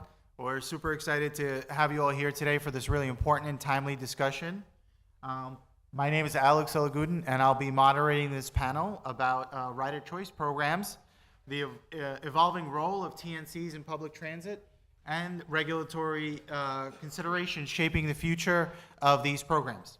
Riders' choice programs, as we know them, date back to the 1990s, created to fill critical gaps in transit service by offering, sorry about that. Sorry, my by offering flexible community-based transportation options. Over the past 3 decades, with consistent guidance from the FTA, they've evolved into a reliable tool for agencies to fill first, last mile gaps, improve system resilience, increase utilization of core bus and rail service, and importantly, these programs have also improved mobility options for ADA paratransit programs, offering scale, same-day travel options for the first time since the ADA guaranteed public transit for riders of all abilities. At the same time, it's important to recognize that ongoing policy discussions happening at the federal level. In recent months, the FTA proposed changes that would have significantly impacted the ability of transit agencies to partner with flexible, non-dedicated providers like Uber and Lyft. Although the specific rulemaking has not been finalized, the underlying debate around issues like safety, drug and alcohol testing, and regulatory frameworks remains active and important. We'll touch base on these issues thoughtfully today. It's worth noting that Riders' Choice programs have demonstrated strong safety records at scale, and although operating under different but carefully structured and equivalent standards. These programs have proven themselves both safe and effective, especially when you consider the realities on the ground. Many transit agencies, especially in paratransit and microtransit, face real capacity challenges. These flexible partnerships are no longer a stopgap for transit agencies. They're strategic components complementing transit agencies in service, expanding reach, and delivering high-quality service to riders who need it. Today's conversation is not just about regulations, it's about empowering communities, improving mobility, and ensuring that innovation serves everyone equitably. I'm excited to explore what's working, what opportunities lie ahead, and what the future could look like as we continue to build on this momentum. Joining me on stage are 4 outstanding leaders who will share their real-world experiences and insights into how rider choice programs and similar programs are transforming transit systems. So I'll turn it over to each of them for a brief introduction, and then we'll get into our questions. First, we have Quamel Arroyo from the MTA, New York City Transit, Chief Accessibility Officer. You want to introduce yourself? Hi, I'm Quamel. You might have heard of the MTA in New York City, small organization, 75,000 employees. All right, the largest transit organization in North America, but specifically for this topic, moving over 40,000 passengers in our paratransit system every day, 6 million in subways and 2 million in buses daily. Pleasure to be here. Thank you. Next, we have Dmitry Vanchugov, Global Head of Transit Partnerships at Uber. Awesome. Thanks, Alex, and pleasure to be here with all of you today. As Alex mentioned, I lead the transit partnerships team at Uber Transit. And I think for many of you, that's not a brand you're very familiar with. And I was in that boat as well 5 years ago when I got what felt like a mysterious phone call, someone claiming to be from Uber and asking me if I'm interested in joining Uber to help build a public transportation practice. I genuinely thought one of my colleagues was like playing a joke on me or something like that. As you guys remember, back to 2020, if you were around the transit industry, it was sort of a tenuous time for transit agencies and how they thought about TNCs as they came online in cities. There was a lot of questions: are TNCs going to compete with public transit? Are there avenues for partnership? And those avenues for partnership is what really got me excited about the idea of joining Uber. I've always been in the public transit industry. It's been my entire career, and sort of since the early 2010s, I've always thought, wow, if Uber and Lyft can step up and actually partner with transit agencies, we can deliver our more equitable, more robust public transit service together. And 5 years down the road, we worked with transit agencies, about 80 of them across the world, to deliver on about 6 million trips in programs that transit agencies designed, but leverage the regular Uber network like all of you guys take as part of your daily, weekly, or monthly TNC use. So that's sort of our business in a nutshell, and we've built it with public transit agency professionals stepping into the Uber shoes. We focused a lot on hiring folks from public transit agencies because we wanted our practice to be made of folks essentially that have walked a mile in transit agency shoes. So we're about a team of 30 working across the US and other parts of the world to help public transit agencies deliver on public service. Thank you. Beautiful, thank you. Next up, we have Jerice Rodriguez, Interim Chief of Paratransit Operations, Transportation Engineering, Miami-Dade Department of Transportation. Hi, everybody. Thank you. There is no way that I can beat Camel and Dimitri, but I will try. So for the last 10 years, I work in the Office of Innovation Mobility Service at the Department of Transportation and Public Works in the county, where I have the opportunity and the privilege to work in projects related to how we can innovate and use technology to elevate the transit services and use technology to get closer and closer to close that gap in equity and accessibility and mobility. So I have the chance to work in projects like delivery robots, launching the first microtransit service in Miami-Dade and South Florida, and now one of the largest in the country and one of the strongest in the country. Then I also jump and work with delivery robots in Miami, the deployment of autonomous shuttle services in the zoo, and the autonomous microtransit rides with MetroConnect here in the county. And now I do have the privilege to serve the paratransit program, the privilege to work and lead the modernization and innovation of the program, because to me it's true that at this point, at this moment in time and opportunity, where we do have the technology, we do have emerging service delivery model, how it's possible the paratransit service is not at the same level, it's not the same platform, how it's possible the most vulnerable and the people with different abilities cannot enjoy of the same options. So to me, it's very exciting to be sitting here with this group of innovators that are leading the change in mobility, particularly in paratransit. And to me, it's very exciting to be able to be part of that change. That for many, to me, paratransit is the most critical aspect or service within the transportation system. Because to many people, this is not only transportation, it is the essential tool to reach their potential in life. And if it can in some way help to make this better and contribute to that, it's just fulfilling for me. Thank you so much for that. And last but certainly not least, we have Vincent Shulo, Project Manager at South Florida Regional Transportation Authority, Tri-Rail. How's it going, everyone? My name is Vince. I work at SFRTA. We operate the Tri-Rail commuter train service.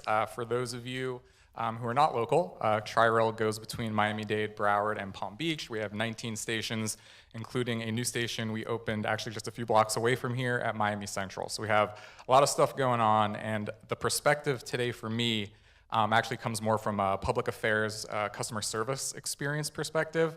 I'm going to talk a little bit how we leverage the Rider's Choice program, Uber, Lyft, and local taxis to help folks connect to our train system. So we're a transit agency that doesn't operate paratransit or large fleet of fixed route buses. So we've constantly heard over and over again, how do I get to the train? You know, depending on who you talk to, Tri-Rail's convenient for them because they live nearby, but for some people, it might not be in an area close to them. So how do we, as marketers and public affairs folks for the system, kind of attract more people? So I'm going to be talking about it from that perspective, and I'm really looking forward to it.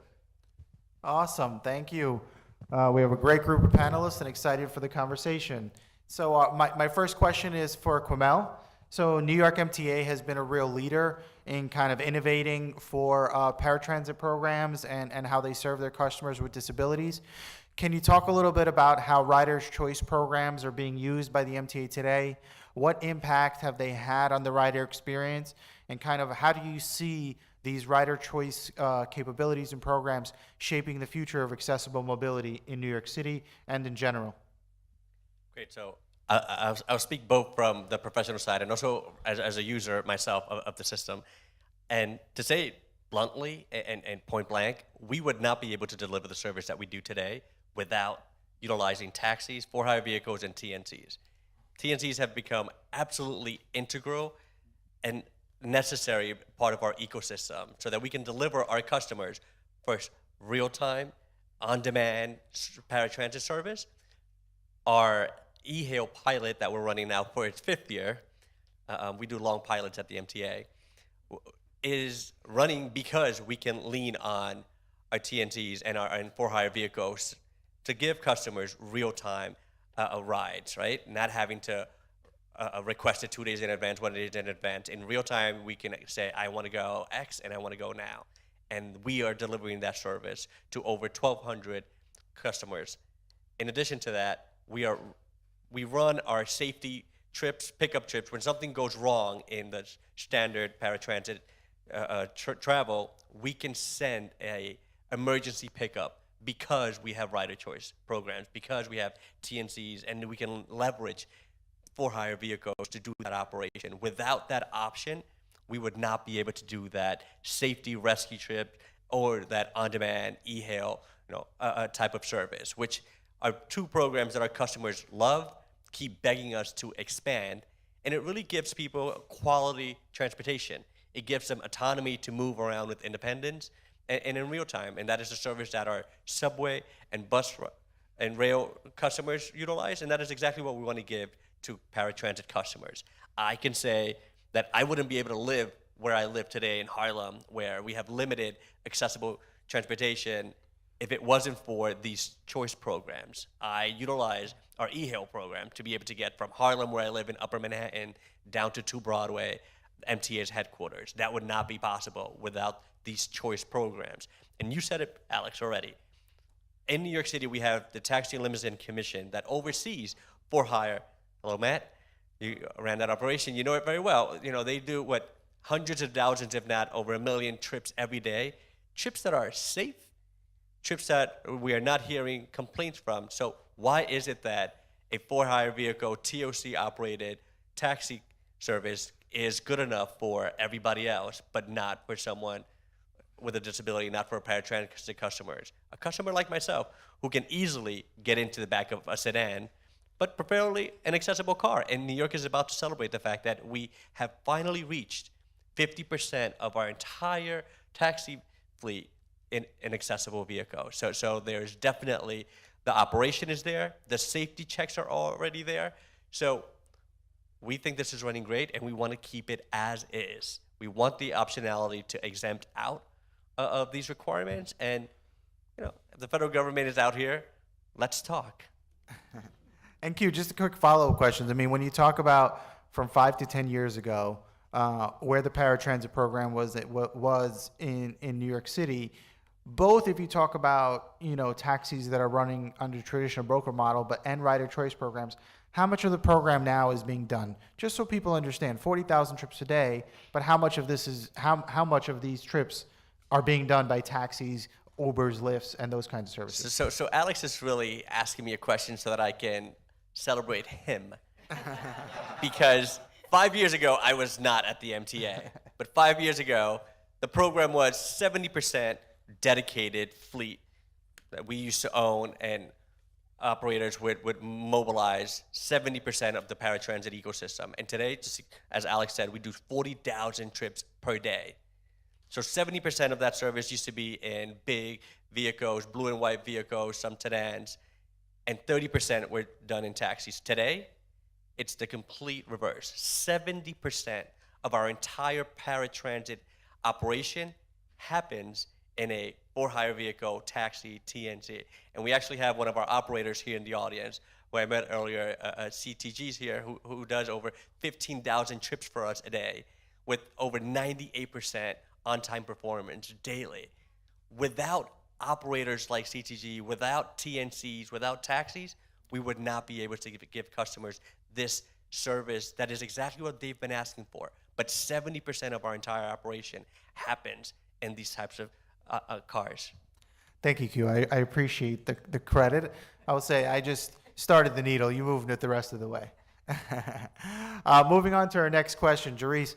I know Miami-Dade has been really at the forefront of some of these rider choice programs, really post-pandemic working on it with partnerships with Uber, really expanding how these partnerships work. Can you tell us how they've evolved, lessons you've learned through scaling and adapting, and also the impact it's had on riders?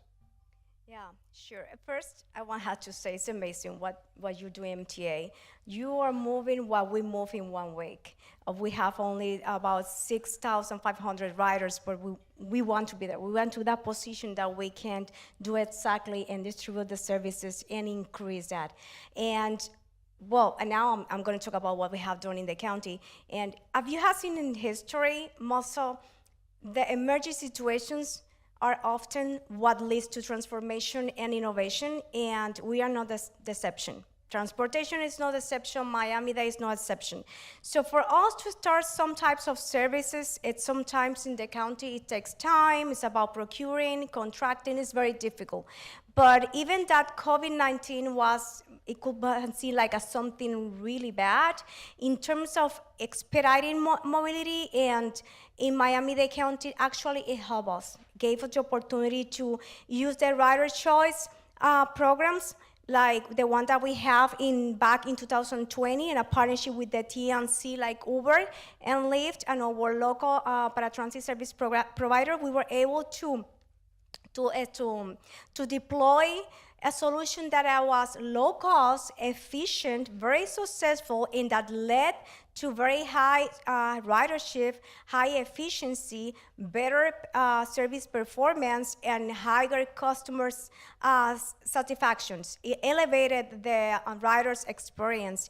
And that's what we have seen happen already with 2 other programs. And the thing is, in that Go Nightly was designed to replace the overnight bus service. It was intended to provide late night trips, essential trips, and we found out that first time that we were able to carry half of the pre-COVID overnight service at half of the cost. And that was our first lesson.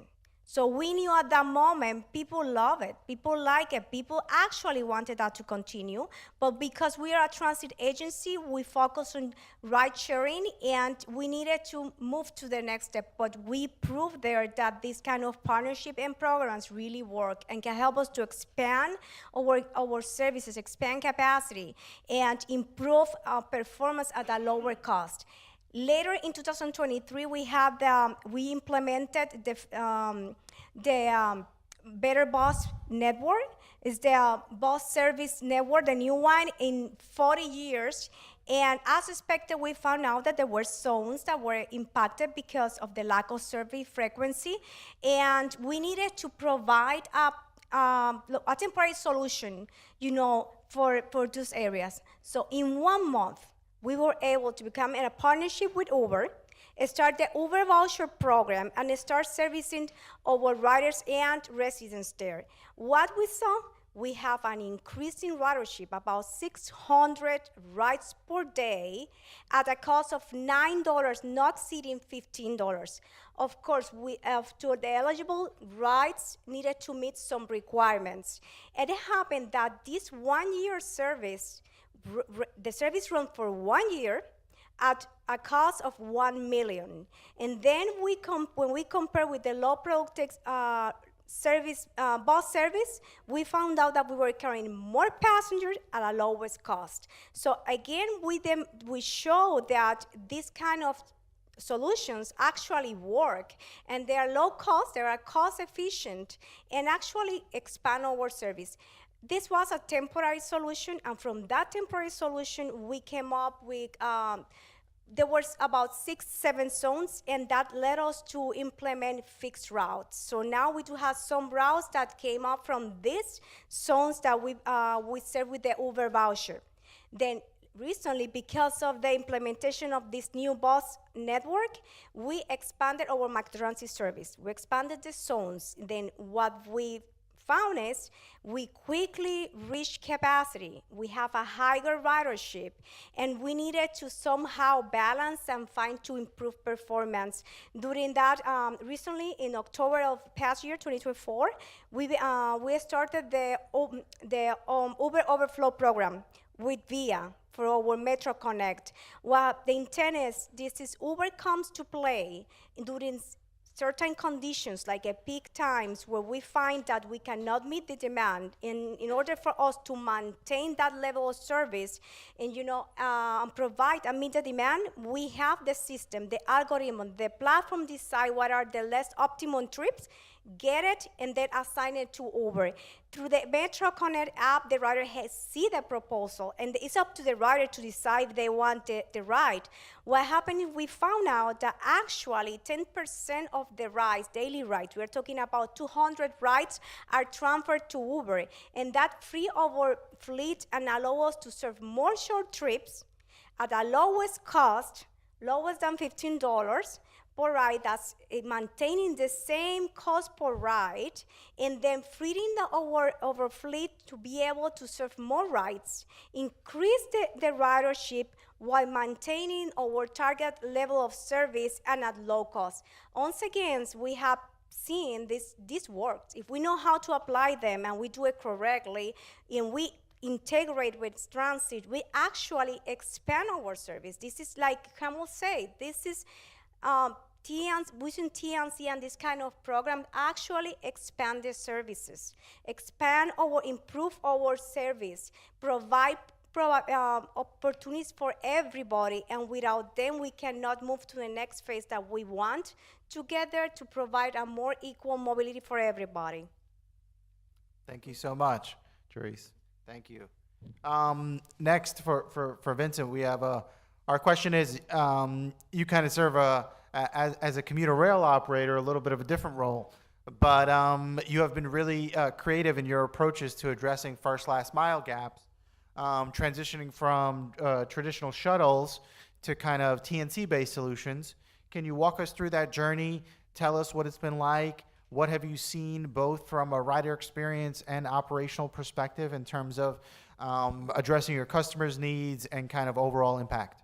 For sure. So I think it helps to set the stage on where Tri-Rail operates and kind of what we were doing in the past, that little thing that happened called COVID, and then what we're doing in the future, right? So the Tri-Rail corridor is primarily industrial, kind of suburban.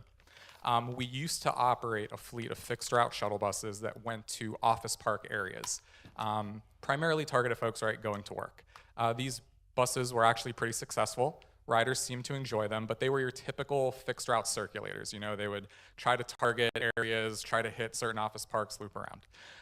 COVID happened, and of course, ridership plummets. It plummets on the rail corridor, it plummets on the buses. The bus operator was coming up to a contract renewal. They kind of wanted to get out of it. So we were left with a situation where we were doing almost, between all the buses, almost 70,000 rides a month to potentially not having anything. So we had been kind of monitoring the industry over in Pinellas. Uber had been working with PSTA over there. They were kind of one of the first to really dive into the rider's choice concept and get working with Uber. And our partners here in South Florida Commuter Services were using Uber for their emergency ride home program. So as staff, we had kind of been knowing that option was out there, but we had never done it ourselves.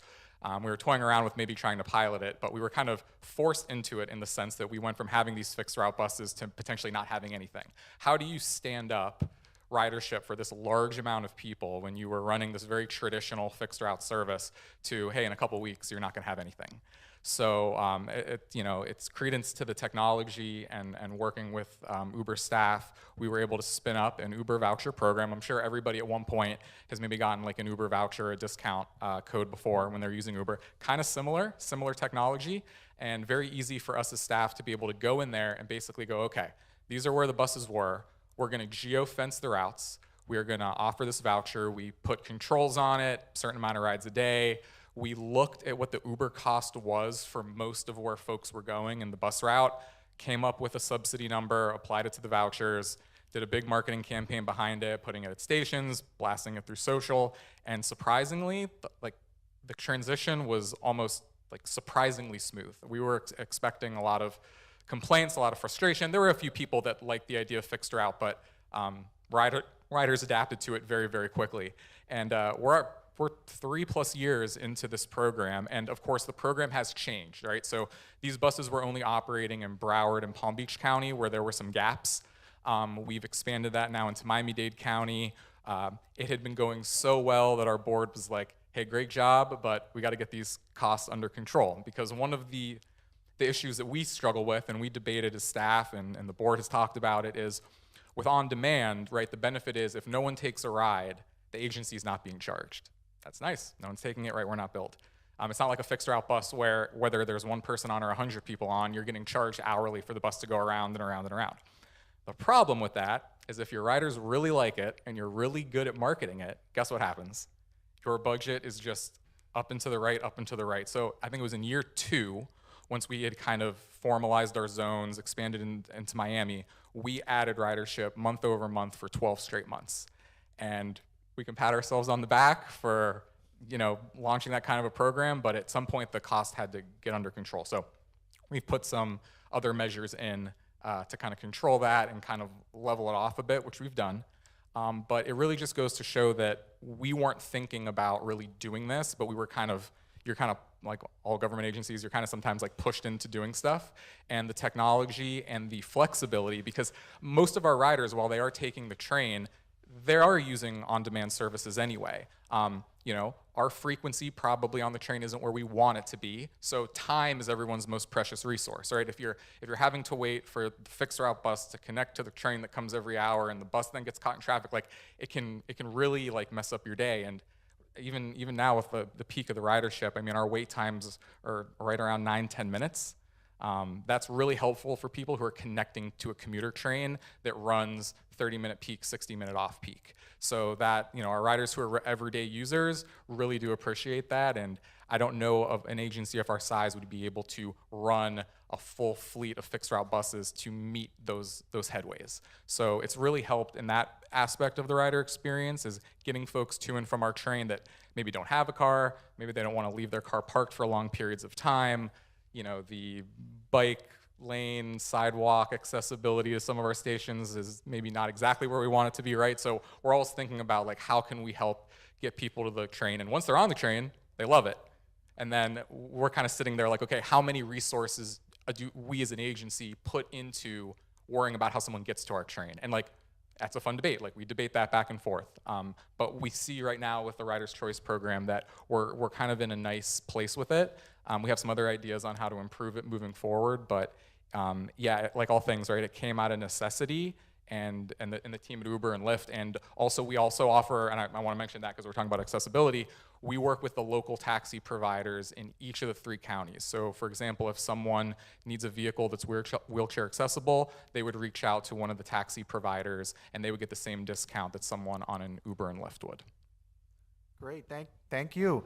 Can I ask a quick follow-up question? I'm just curious. Have you seen the program either from a quantity perspective increase or impact your overall ridership on rail because it's opened up new pathways? That is a great question, and I see our executive director sitting in the audience who asks us this all the time, and we have data that shows it. The interesting thing is, right, because we launched this in COVID, so coming out of it, our rail system has had a remarkable comeback. So we're past our pre-COVID numbers.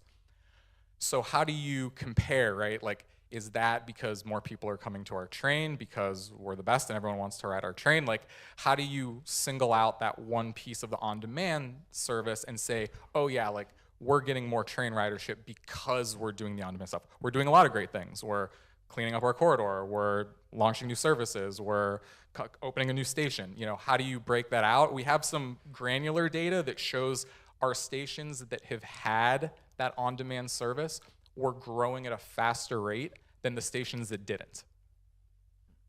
I think that's a good metric, but to be determined. But yes, I mean, we think that the full suite of the experience helps grow the train ridership. Yeah. Yeah, no, and there's a lot of factors. I mean, there's the quantity factors. I mean, you're also not losing customers, which, the transportation's, kind of ecosystems becoming more competitive. Then there's the quality aspect, retention, how often people ride. So I'm sure it's helping the overall experience, but I guess COVID made it difficult for it to have a true baseline of where you're at. So it's interesting. Next question's for Dimitri. So Uber has obviously partnered with a lot of transit agencies across the country for rider choice programs, and now we're kind of going to get into the semi-meaty part of this discussion. And for a while, the regulatory field on this had kind of a status quo approach on the taxi cab exemption from the FTA.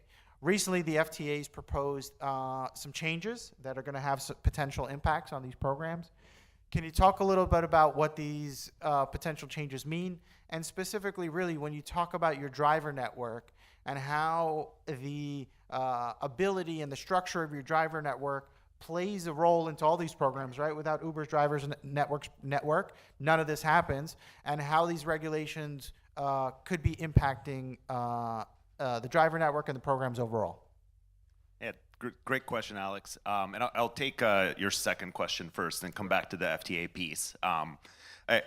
I think to just zoom out for everybody, I think the beauty of taxis and TNCs partnering with transit agencies is because we can offer a cost model that's based on a cost per trip rather than the traditional model of delivering on transit service, which involves buying vehicles, hiring drivers, and putting that service out there regardless of demand. And sometimes you're not even sure what kind of demand you're going to have. This is happening all over the country with microtransit services. You can do the best demand modeling and you put 40 minibuses out there in 3 zones, and if demand outpaces what those 40 minibuses can do, what's your recourse typically, or in the past? Well, it's to hire more drivers, order more vehicles, which takes an incredible amount of time, especially with supply chain issues post-pandemic. So this is sort of why the power of taxis and TNCs is huge for Riders' Choice programs. And I want to mention, I think an example that really illustrates this is those guaranteed ride home programs late at night.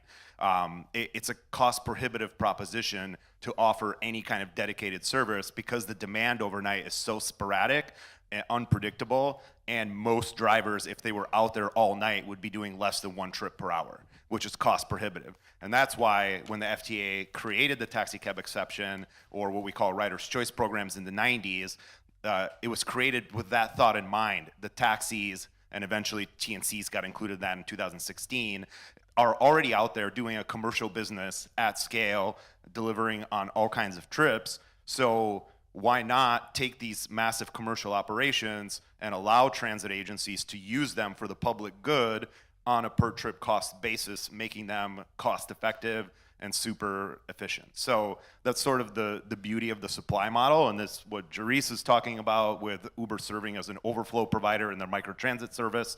If the microbuses can fill the demand, Uber doesn't get any trips. As soon as ETAs get to be untenable, riders start getting offered TNCs as an alternative. We do the same thing in paratransit systems, as Q talked about, and we're an option for Tri-Rail to do first last mile. And all these different use cases were actually designed by transit agencies. The folks on stage here are the ones that sort of thought of this, is how do we take this big commercial application like Uber and apply it to do something good for the public through the public transit program. So I think that's the real power of it. Now, to come back to the FTA proposal on December 30th, Alex, essentially that proposal would regulate the Ubers and Lyfts out of the industry, which would create massive gaps in service. Transit, what previously were transit deserts that are served by these programs, would become transit deserts again, because again, the cost proposition of serving those areas is cost prohibitive historically, without that idea of a big commercial operator just doing these trips incidentally as part of their regular commercial operations in partnership with a transit agency. So if Uber and Lyft get regulated out of that industry, we estimate about 300,000 riders and about 10 million trips that were provided by public transit agencies through platforms like ours would essentially be lost. So, and the feedback was overwhelming. The comment period was open for 45 days from December 30 to February 15, and FTA on these comment periods usually gets a dozen, maybe a couple dozen comments. They got 800 on this one, 800. And the response was overwhelming. 89% of those respondents opposed FTA's proposal to change regulations. And when you isolate it to the respondents that matter most in my mind, which are the riders, 500 riders responded, and 99.9% of them said they oppose this change and that this would essentially eliminate a service that they rely on as part of their daily lives. 85% of transit agencies that responded opposed FTA's proposal. So very, very difficult proposition that would mean a lot of lost service in the industry. For example, Christians in the audience and WMATA, along with PSDA, as was mentioned earlier, WMATA is an agency that has started experimenting with rider's choice back in 2019. And keep me honest here, Christian, but not only is it incredibly cost effective and creates a high quality service for your riders, in DC, imagining DC traffic, you guys, I don't think you've fallen below 92% on-time performance since you started those programs, which is incredible for a massive system like yours. So these programs are making a massive impact, and that's sort of why we're here to talk about that impact and to ensure that, you know, as Q mentioned, if the FTA was in the room, we'd really like to have a conversation about how these programs work, how effective they are, and to ensure that everybody's comfortable with the safety aspects that encompass these programs. Got it. Thank you for that, Dimitri. As you know, I certainly agree with that opinion. I mean, I wrote an op-ed in Newsweek supporting that position. I'm going to ask a follow-up related question and open up to the panelists, but you know, the issue that comes into play here is the drug and alcohol testing requirements that the FTA is tweaking or seeking to propose. Obviously, you got to strike the right balance between safety and effective service, right? So, what would some of the panelists here say who run programs in terms of safety experience with these programs and how the regulations play a role?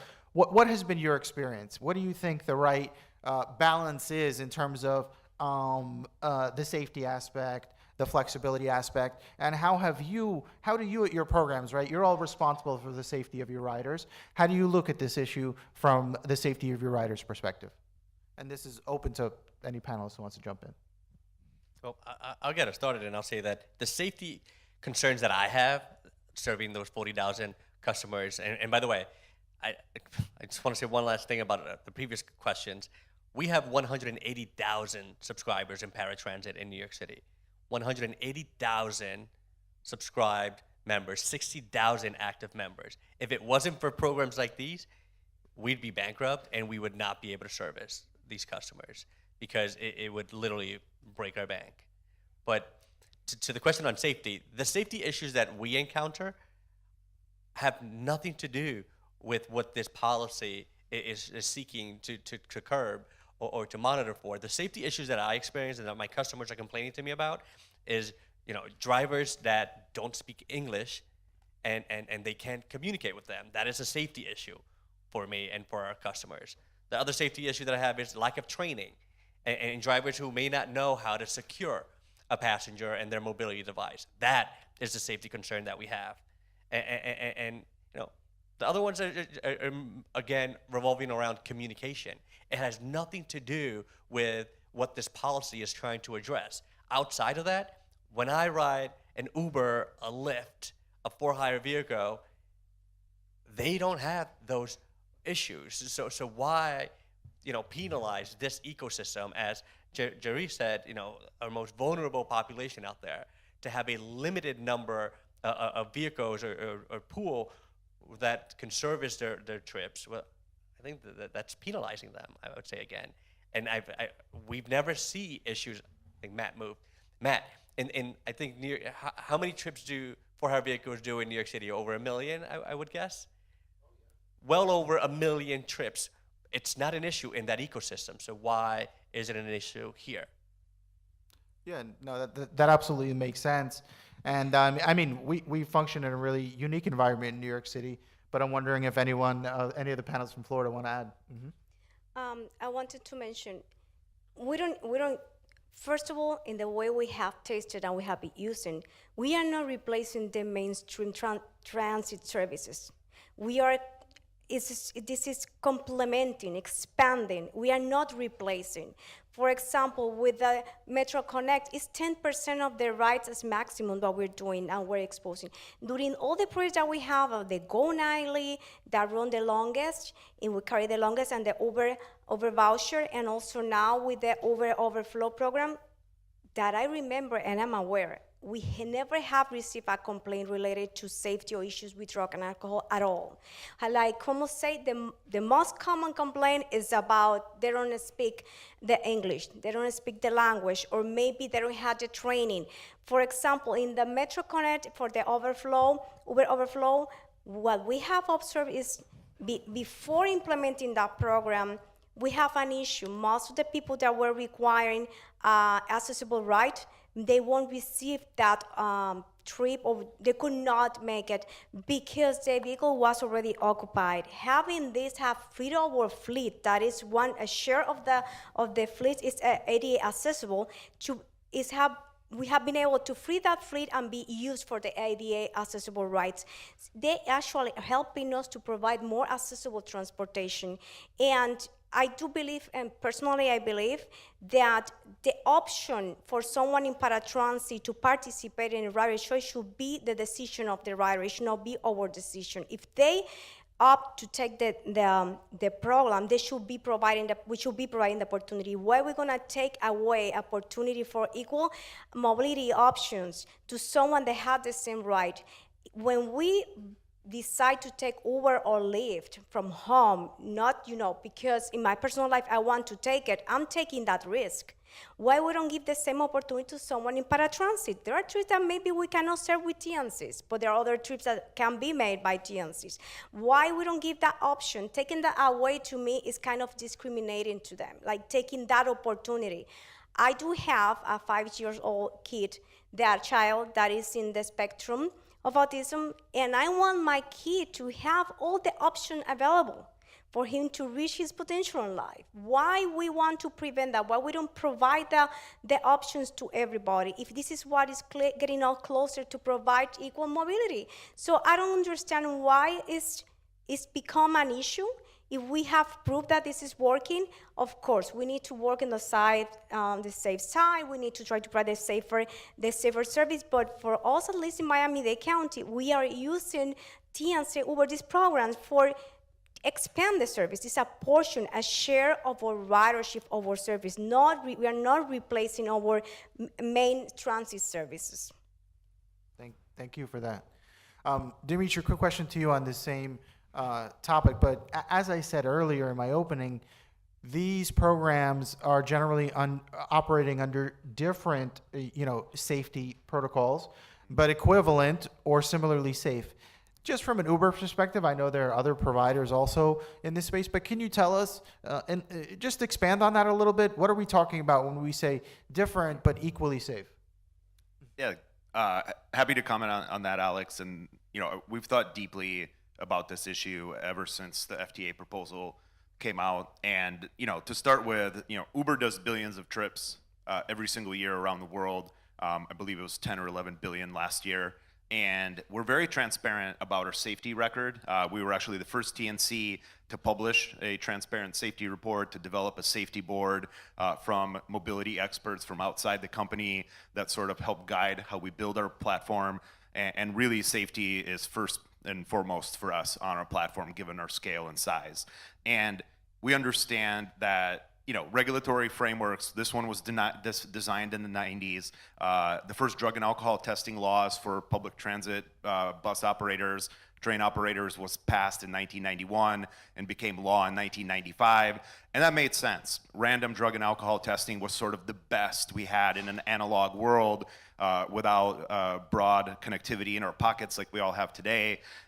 It was the best we could do, is to sort of randomly ask somebody to come in.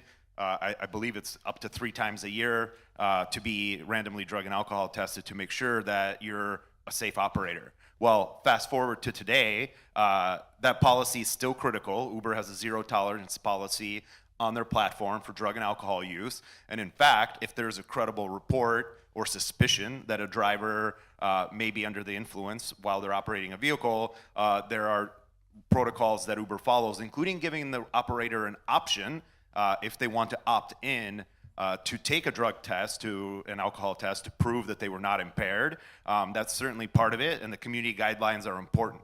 But the random drug and alcohol testing for drivers who are maybe working 5 to 10 hours on the platform a week is really difficult. And it's sort of, to me, an 80s or a 90s practice. A lot of industries have gone away from it, including bus operators and train operators in other countries, like in Canada and Europe. It's no longer a thing, because today, what we can do is use technology to drive safety outcomes, right? Because during that trip, every millisecond of that trip is focused on monitoring safety. Is there erratic driving? Is the driver taking the wrong or a strange route? The rider has their phone in their pocket. They can report an issue instantly. So we sort of created the right guidelines that sort of meet the spirit of what was done in the 90s, but we put a technology layer over top of it that isn't a moment in time drug test up to 3 times a year. It's every millisecond on that trip being monitored for safety. And when you look at our safety outcomes across billions of trips, in 2023, which is when we published our last report, 99.9998% of trips happened without a safety incident or a critical safety incident. That's 4 decimal points after that 99. So those safety outcomes have sort of proven themselves at scale, both in partnership with transit agencies and also in our commercial operations. So I sort of join the rest of the panelists in saying what the FTA is concerned about in terms of safety and drug and alcohol testing doesn't seem to be bearing out on the ground, either in our commercial operations or in partnership with transit agencies. Got it. No, thank you for that, Dimitri. That's certainly enlightening and just kind of helps fill in the understanding on this. I'll ask one question, and we'll fill it out, and then maybe take some audience questions. But, this issue really highlights the tension or the friction between regulations as it relates to big transit models and kind of flexible rider choice models. And this is happening across paratransit programs, microtransit, first, last mile, all kinds of different programs where we really see technology outpacing regulation and regulatory frameworks not keeping up. Does any panelist want to kind of take the question on, are they seeing this anywhere else? Are there other examples where they're seeing friction, or are they seeing opportunities where technology and regulation is, it kind of needs to better mold together? Anyone want to kind of answer that on any other area or topic where they're seeing in their transit work? I can talk a little bit about ticketing and how so the ticketing topic, right, is if you work in transit, ticketing is always an interesting one. So one of the things, we launched this program, we're providing these discount rides to our riders, and we've been challenged by our board, how do we know, or how can we make sure to the best of our ability that when we provide that voucher to an individual and we're giving them a subsidy, whether it's $1, $5, or $20, how do we know that person actually rode the train? Now, through all the technology, there's all the geofencing, there's all the rules, there's a lot of stuff that we feel pretty safe that if you're taking advantage of this program and you're going to where our stations are, you're more than likely taking the train. But can we actually prove it, or do we know? Right? The voucher programs are a different technology. Our ticketing is a different technology. They don't play nice. The timing is good. Us at Tri-Rail, our partners at Miami-Dade Transit, Broward County Transit, and PalmTran are going to be launching a regional app this year with Move It, that has all of our transit agencies on one platform where you can do trip planning and mobile ticketing. That unlocks our ability to be able to leverage some APIs to do some fancy stuff. I've had to learn what all these technological things are you can do, but they are pretty neat. And one of the things we're looking at doing is working with Uber and Lyft APIs to integrate that into Tri-Rail ticketing. So if you think about it, someone goes in and says, I'm gonna ride the train today, they buy their ticket, and then after they've bought their ticket, they're prompted with, hey, do you want, Tri-Rail has this program, first and last mile, you can get a few bucks to the train station. Click here, boom, API talks to the back end, sends that voucher directly to that person, but only after that individual had bought a ticket. And so we're working to, how do we offer this subsidy and this help to get to or from the station while also knowing, hey, that person's actually a paying rider. Because right now, we don't really have a foolproof way to say, yes, I 100% know that every single person that downloaded and used a voucher was an equal train rider that bought a train ticket. So that's where I can kind of see our program going next, is to really reward passengers who are actually taking the train. Beautiful, thank you. I have one more question left, but I know we have about 9 minutes. I'm wondering, how many questions are we going to get from the audience? All right, we got one or two. All right. What do you think, Dimitri? Jump to the audience or? Yeah, let's go to the audience. 6 hands went up. So. Okay. All right. Let's do it. We'll start with. We got one right there. Okay. Mr. Matt Dowse.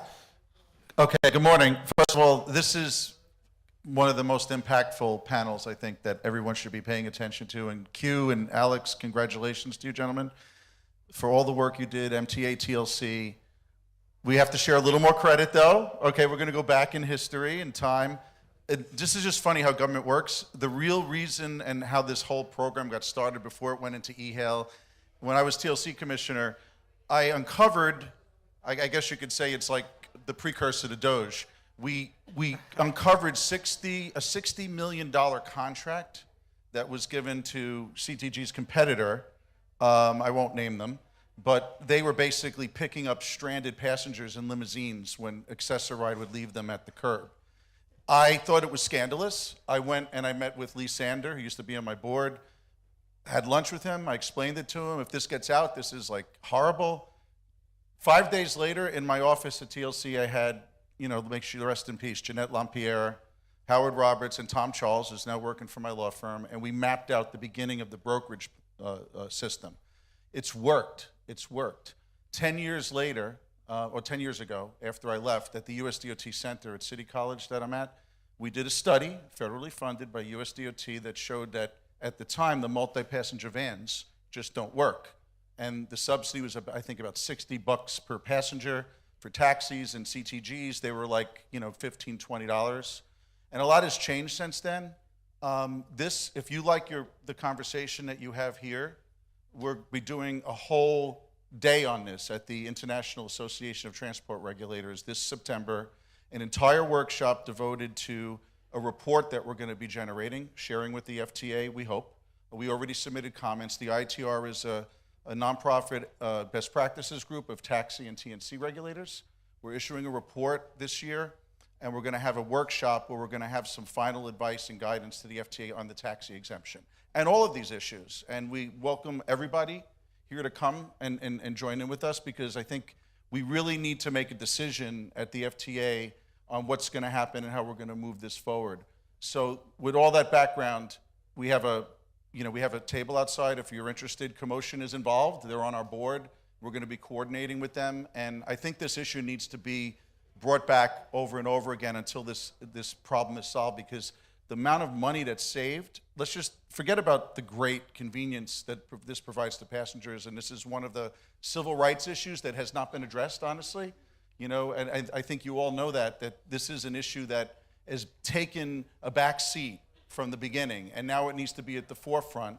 So my question, I guess it's for Dimitri and Q, Alex, would be more, where do we stand now that taxpayer money is under scrutiny? I kind of think that this is something that should be a priority for transit agencies. We were saving, I think when we started the program, $10 million a year. What's the latest on like the subsidy differential between the vans, Q and Dimitri? Like how much money is actually saved, taxpayer dollars, by using point-to-point CTGs or Ubers or taxis compared to what those ridiculous vans, which I think was 1.5 passengers were in them. That was why the money was being wasted. They just don't work, and I don't understand why transit agencies did them in the first place. Savings are north of $100 per ride. Wow. On average, just to add, because we work probably across 80 transit agencies in North America, on average, the same trip on Uber compared to a paratransit trip, it's about 25 to 33% of the cost of the dedicated vehicles on average. So that means it's 75% savings. 75% savings, yeah. The numbers are tremendous. I'm not great at math. Thanks for the picking me up.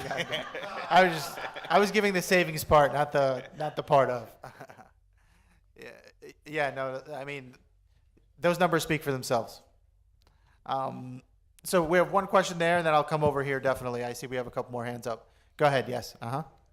So I'm here with Lyft, and I mean, just to double click on what Dimitri was saying on the safety aspect, We actually work with a ton of healthcare agencies as well. I think Uber does as well. Hospitals, insurance companies, Medicaid agencies. And we have gone from state to state to talk to different Medicaid agencies to explain what we do, to explain our zero tolerance policies, our safety protocols. And more than half of the states in the United States have said, yeah, we are interested in serving people that are trying to get to their dialysis appointments, people with disabilities, seniors. And your protocols are more than functional, I think word they use is functionally equivalent. So why are we trying to set up like different regulatory standards for paratransit versus Medicaid for all these versus all these other different modes of transportation that we use? Great, thank you. That's great to hear from others in the room. Go ahead. Yeah, one question there. Was there anyone else who had their hand? Yeah, sure. I just want to say, first of all, this is a fantastic panel, and thanks to Uber for actually bringing me here. I'm the chair of the board for PalmTran. I took the Tri-Rail here, thank you. Took Tri-Rail here and used the traditional Uber for my first and last mile because I was running late. I'm registered with Accessoride in New York and STS.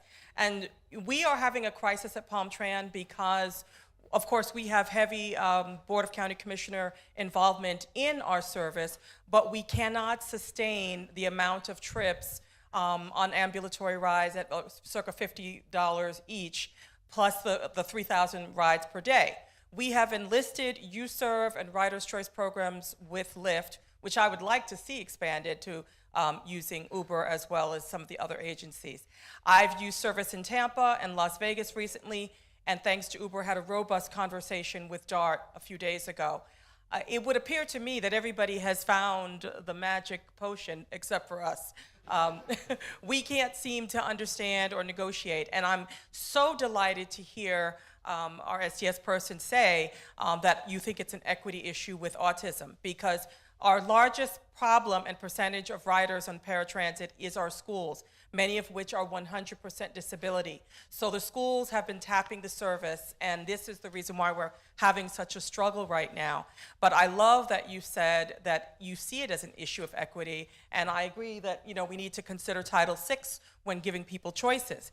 But in the previous panel, the mayor from South Africa also talked about the fact that any PPPs have to have the resident buy-in, so to speak, right? And so we're trying to get a dedicated funding source and have been for quite some time. And I really want to be able to continue the conversation with every single one of you. So I just really wanted to thank you, because I'm going to be going back to my agency who couldn't see the importance of sending anyone here, right? So I'm here as chair of the board thanks to Uber, but this is what I'm talking about. There has to be communication. And I also agree with you that the communication is the biggest safety issue when I'm using it in Miami, when I use it in New York, but even in Palm Beach County. So as I said, I just thank you all for a really robust panel. And I think we can use the Easy Pass to attach the voucher, because I have the Easy Pass as a disability. So thank you all. This was really wonderful. And like I said, I could wax poetic, but we're going to need a meeting. Thank you. We have one more question, I think, right there. By the way, we do have a workshop just on this topic at 2 p.m., right, Dimitri? At 2 p.m., yes. 2 p.m., yeah. Go ahead, sir. I want to thank you so much. You guys wonderful, whatever you presented. I'm the founder of CTG, and we started the program back in New York in 2010, and it was a pilot program, and it became one of the most successful programs in America. We believe we save over $1 billion annual to the MTA paratransit, and our efficiencies are running at 98% efficiencies, which is unbeatable in any sort of shape or form. All our drivers go through a special training process, and we put a lot of effort to that. And if you look at the amount of trips we're performing and our ratio to the complaints, is almost nothing. This is when we put a lot of effort to train drivers, to make sure they treat the customers correctly, every passenger, to make sure in a wheelchair accessible to strap them. And that's very important. Everything else what you're saying with FTC, it's probably the best thing to do because it's going to save a lot of money to everybody. But we believe the service levels, if you put a lot of effort to it, you can achieve all your goals. Thank you. Absolutely, thank you for that. I mean, I think one thing that we've heard today, we have one more question back there? Is that what it is? Yeah. I'll just make a comment while that question's coming. I mean, what we've heard from everyone is that the service is tremendous. There's savings. We've heard there's numerous checks and balances. And you know, when Dimitri is talking about what Uber does, it's not to say what the agencies do, right? Agencies have a role in this. They have contracts. They can put in safety provisions. They can monitor things in real time, or at least even retrospectively or even prospectively. So there's all kinds of controls here that everyone is saying that we have, and yet, you know, we're dealing with regulations that are that are limiting the capacity and the ability. So I'm certainly in agreement and just kind of highlighting that. Go ahead, sir. Sorry, I was going to hold off on this question, but or it's actually a comment. I work for Q-Straint. Yeah, We've been sure. 40 years in the wheelchair securement business, and if anybody needs training, we can provide training. It's very much a focus of the company and has been for forever. And therefore, we can provide training systems right on your own learning management system within your transit authority. So just find me, and we'll exchange cards, and we can certainly help you out with training. Awesome. For wheelchair securement. Thank you for that. Thank you. Yes, training is a major component. Any last questions as we close this out? Am I seeing any other hands? Any other hands? Nope. Right on time. Clock's at 00. Thank you all so much. Again, we have a workshop on Rider Trace programs at 2 p.m. And thank you all. And thank you to the panelists.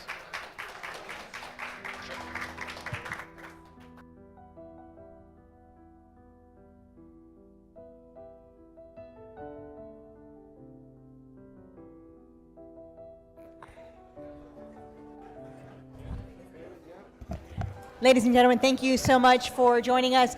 We do have a couple of different lunch options. If you RSVP'd for the Spanish lunch and panel, that'll be right in this room next door. Otherwise, we have lunch outside. It'll be prepared in just a moment. Once again, thank you all for joining us, and a lot of exciting events this afternoon. Thank you for joining us.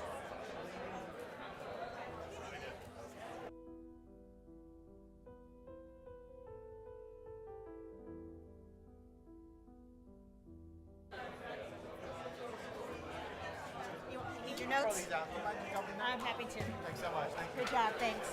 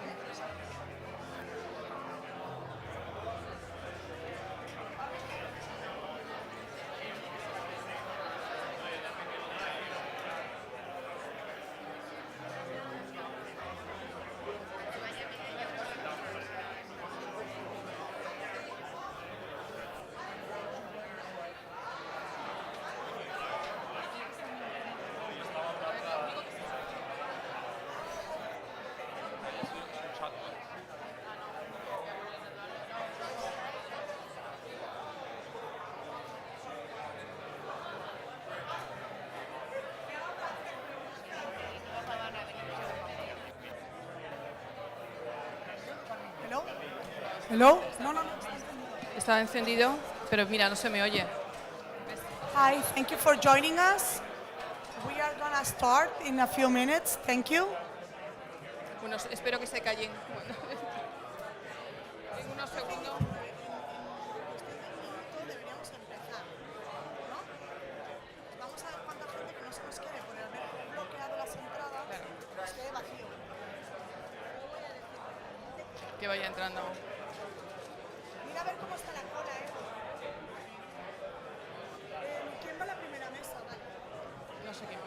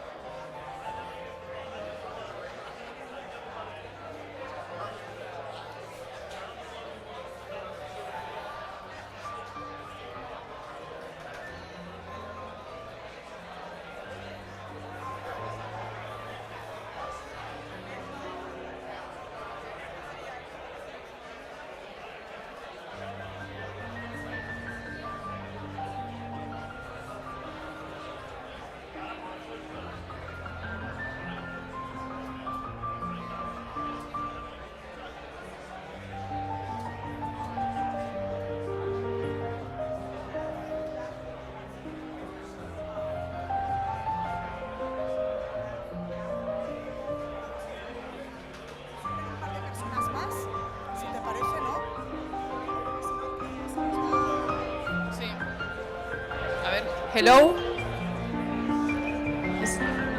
Espera, no nos hagas así.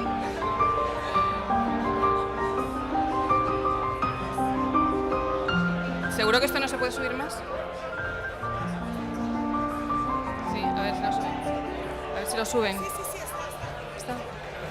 Hi. Thank you.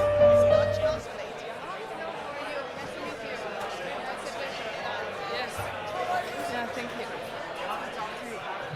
Yes, sure. Okay.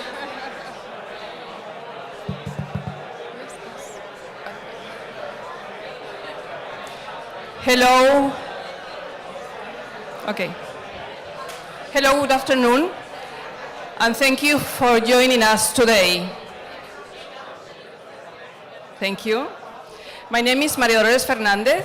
I am the Commercial Attaché at the Trade Commission of Spain in Miami, and I'm delighted to welcome you to these roundtables on the future of urban mobility. Spain has been working for years to redefine how we move through our cities, and now it is at the leading edge of innovation within urban mobility, with numerous companies and initiatives advancing sustainability, technology, and forward-thinking solutions in this space. Urban mobility is not only about transportation. It is about building cities that are inclusive, sustainable, and functional for everyone, regardless of where they live, how they commute, or their income level. I am proud to say that Spain is recognized today as a global leader in mobility. This is the result of forward-thinking policies aligned with European Union and national climate strategies, a strong collaboration between public institutions, industry, and research sectors, and a robust industrial capacity that embraces cutting-edge mobility solutions. We also maintain a strong commitment to sustainability and to social inclusion.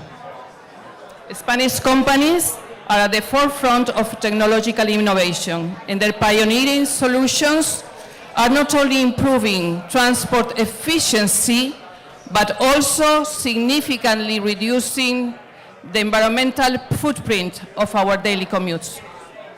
Now, it is my pleasure to give the floor to Rosa Jimenez, who will introduce our distinguished panelists today. They are leaders in urban planning, sustainable transport, shared mobility, and smart technologies, and they will share their valuable insights and experiences with us today. I thank them warmly for their participation. Rosa, the floor is yours. Thank you. Hello, welcome everybody. Thanks for coming. It's my pleasure to be here again in CoMotion, one of our favorite events here in Miami, because here it's showing how transportation, mobility, and tech are changing people's lives, cities, and creating new opportunities. And also as a Spaniard, I'm proud to be here to help the Foreign Trade Office and all the efforts that are being made by Galal, her team, the Chamber. And our first roundtable, while you enjoy this lunch, is about infrastructure, technology, and advanced mobility. And we want to share with you our success stories. They're always inspiring, but they also are going to help you find new business opportunities. So the first person that's going to talk, or I'm going to introduce, is Laura Zabaleta, business developer from CICE. Welcome. Thank you, Rosa. And I would like to start by thanking ETHEX for organizing these roundtables and this event, because these kind of events are always very useful for companies like us, of course, to meet in person the American companies and to better understand how we can support you with our solutions. So I'm going to start by sharing a little bit of our... No, I'm just introducing, if yeah, you okay? Sure. Okay, perfect. Sorry. I didn't want to stop you, but to make a good use of the time we have. I have also Maria Ortega, Corporate Global Market Lead from IDOM. Nice to meet you. Nice to meet you. Thank you so much for giving us the opportunity to share our experiences and the engineering and consulting company that is based in the States in 30 years ago. Wow. And we can exchange in our experience not only here, globally, that could be relevant for the American market. Thank you. On my right side, we have Igor Martret, CEO of Shuttle. I have to say that I know his brother. Thank you. Yeah, I'm Igor. We run two companies. One is Drivania. We provide international chauffeur service, where technology is very important. And we run another company, which is Shuttle, which we provide technology for urban transportation, for administrations and public transportation, which is a company that we are sharing today here with you. Thanks for having us. Excellent. And on the far right, I would say we have Pere Serrat, representative of Miami of Interlight. Welcome, Pere. Thank you for hosting us. I'm Per Serrat. I am leading the project of Interlight in the US. We are a company that integrates lighting solutions in urban environments, and we are so open to create new collaborations here and explore how we can improve the cities and the urban environments. Excellent. And Michelle Olson, she's American. She's leading Llorentia Cuenca, or JIC, in Miami. She is the U.S. Chief Client Officer, so all ready to listen to our demands and necessities, because in Spain, Llorente Cuenca is a big media tech company and PR. And I think joining or acquiring a US company has been a step for them, so welcome. Thank you, Rosa. I lead the Aerospace Defense and Advanced Air Mobility team for YEEC internationally, based here in the United States. I know one of us is not like the others. My company is based in Madrid. We have 23 offices in 13 countries, all Spanish-speaking, plus the US.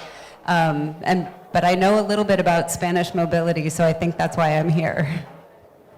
Excellent. So as with every tech startup, I would like to make you the most basic question, which is which problem your company solves and how your platform or your solution is helping solving that. Thank you, Rosa.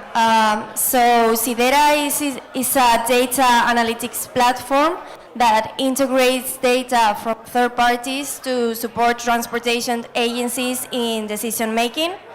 And answering to your question, what kind of problems Sidera looks to solve, Sidera doesn't look to solve just one unique problem. On the opposite, it is designed as an ad hoc platform, so it is designed to solve client-specific problems. Therefore, it can integrate as many data sources as needed to address that specific problems that the client wants to address.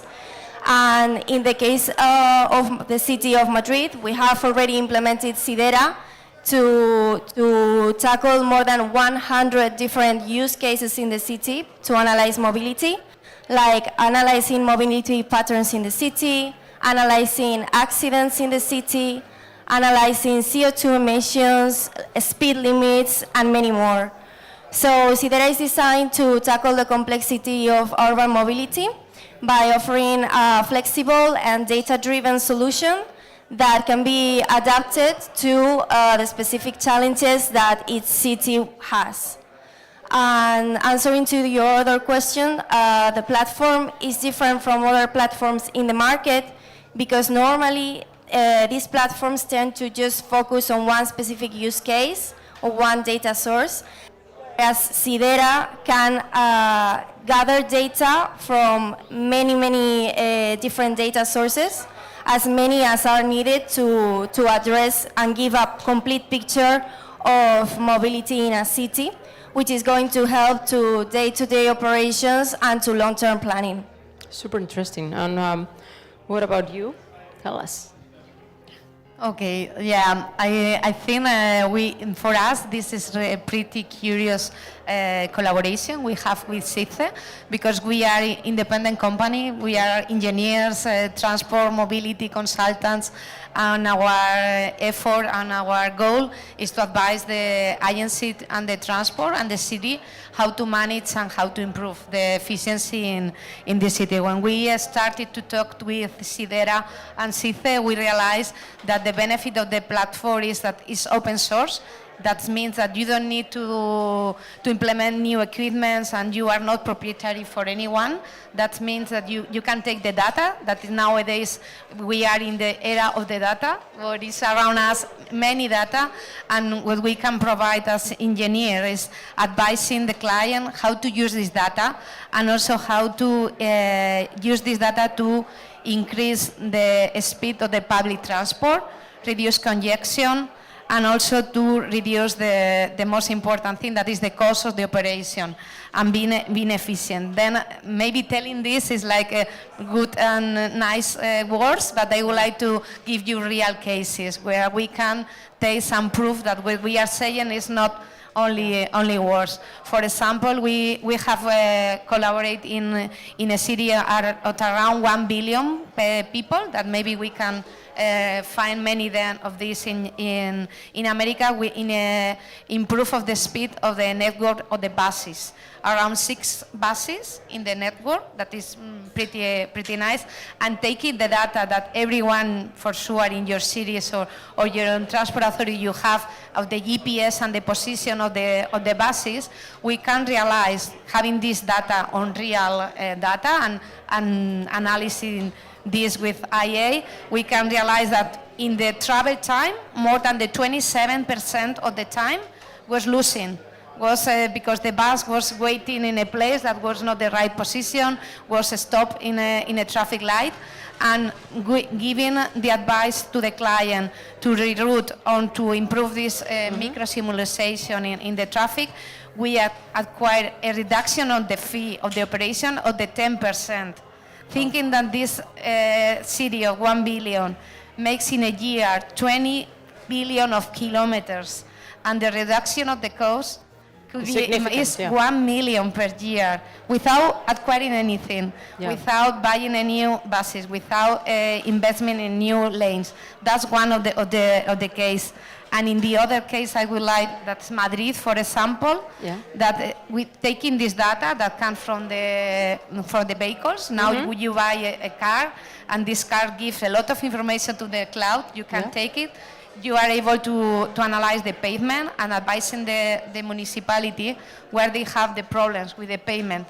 Then they can manage the reinforcement and everything with managing this data. These are two examples or something that you can use in combination and in collaboration with this open software and engineers and very flexible analysis of the data. Super interesting to know that your own solution that you're like showing here is already doing a collaboration, because I think that's key for the future of managing cities and transportation. So in your case, how do you help companies? What's your, let's say, product, if it's not a tier product, it's more services for this field? So the mayor this morning talked about the cure for traffic is public transit. I want to take that to the skies. So the cure for traffic is also urban air mobility or advanced air mobility. So air taxis and how we're going to move people, goods, and data off the ground. And Spain is doing incredible things and is one of the leaders in this. There's an OEM there called Cresaleon, and they will fly. They're doing a 1.6 mock-up. They'll fly next year. One of your companies that unfortunately left Spain and went to to Denmark is Ferrovial. But Ferrovial, it spun out a division just for vertiports, just for advanced air mobility several years ago, before anyone in the US was really thinking about urban air mobility and where these vehicles are going to land.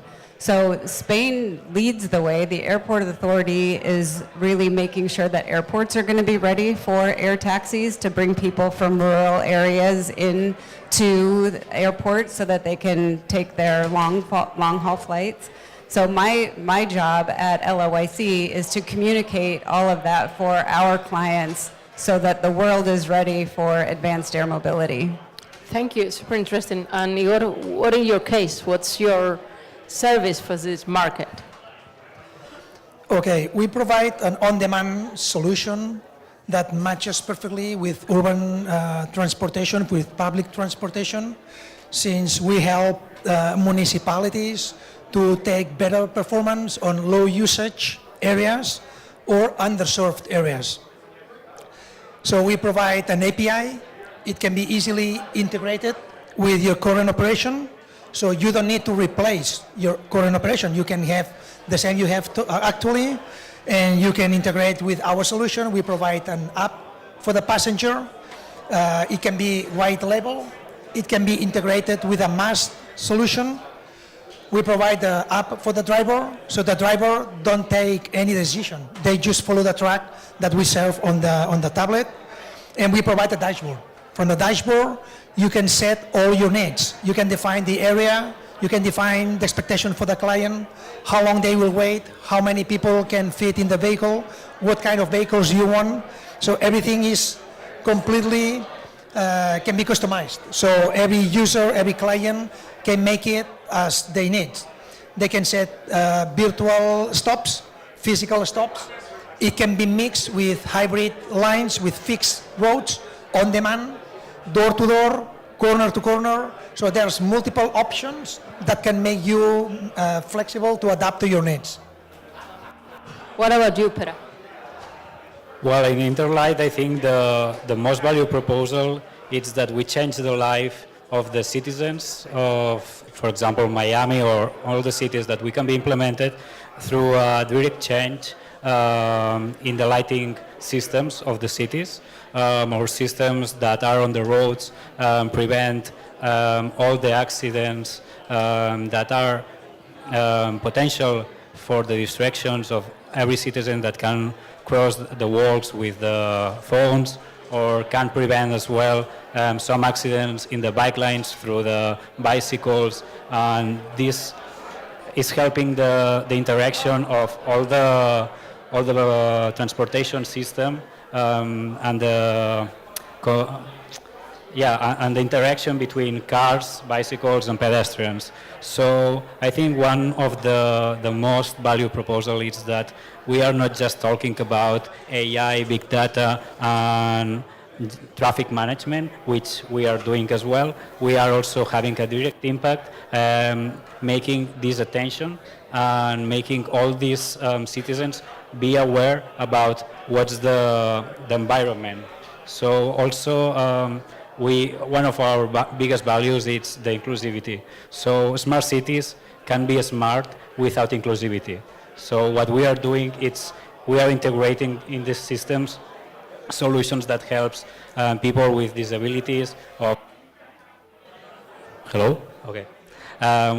with disabilities of any kind to have a better quality life in these smart cities, which are growing so fast, and we think we have to invest a lot of efforts on making this possible as well. Super interesting. So now you know more or less what you do, what you've done, and your view. I would like to go a little bit deeper, trying to understand how do you adapt to this local market, to the US market, because I think it's very different, and there are legal issues, also different use cases. The own distribution of the cities are different. How people behave, their behavior is also very different. So I would like to know a little bit, how do you adapt in the local market? Just answer if you would like to, if you think. In your case, is maybe the opposite, how helping foreign companies understand the local market, which I think is very important. So, yeah, I think one of the biggest challenge of being here is to adapt our systems to the US regulations.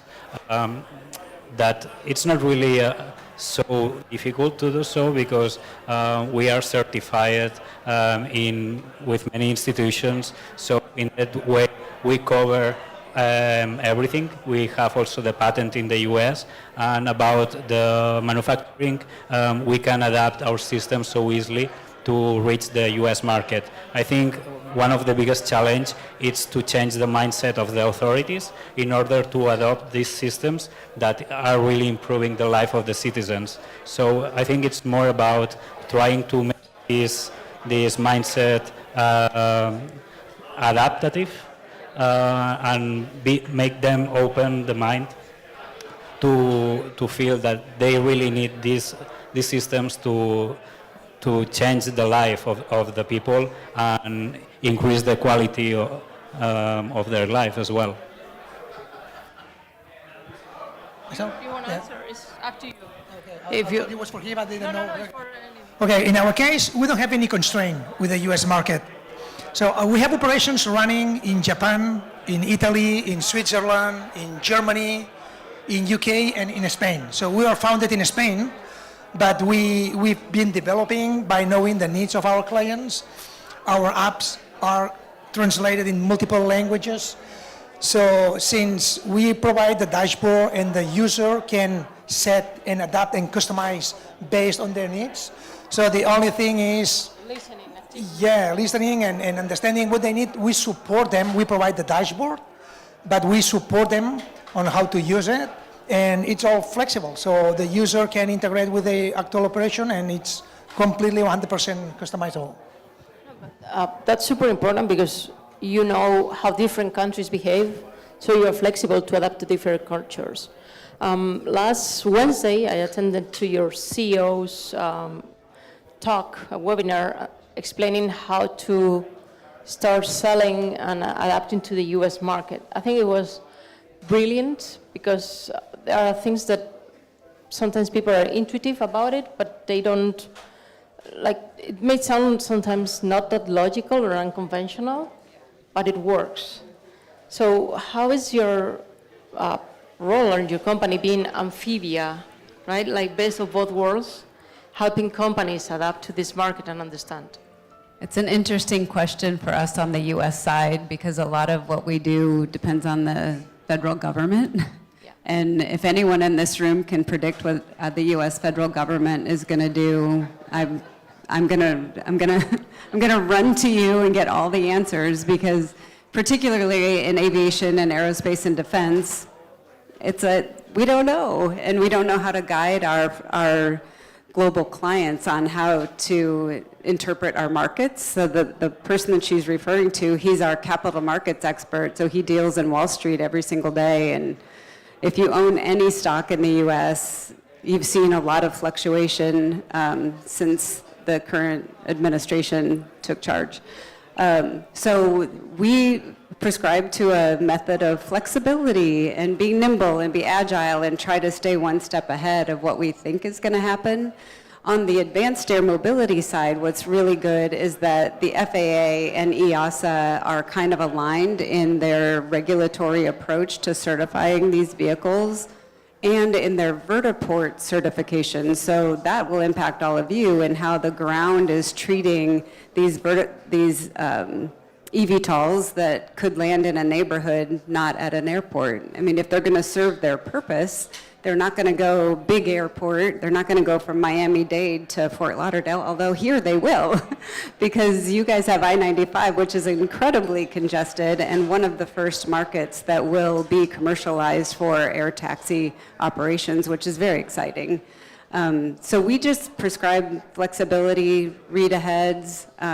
We have a public affairs side to our company that tries to stay in line with what's happening in each of our states, what's happening at the federal level, and also what's happening in Spain. But really, in the US, your guess is as good as mine. Okay, excellent. Laura, I think you want to... So in our case, we already have a very important footprint in the US market of more than 30 years now. And so we've had already, of course, some problems when we started, but now we are considered as a local company. We're working here in Miami. We're working for the Bus Rapid Transit Corridor for Miami-Dade Council. We have already implemented our platform to monitor and control the communication systems. So now this platform that is open and is really flexible and can be adapted to the systems that are here. Doesn't pose any limits and could help to enhance the way that the Miami-Dade Council manages mobility in the city. Excellent. So I have a question for you. Yeah, for us, it's part of our life. As engineers, we need to understand what's happening in every part of the world. But we are in the similar case than CICE. We are an American company established in the States since 30 years old. Wow. And also, we have American colleagues working and understanding what's happening.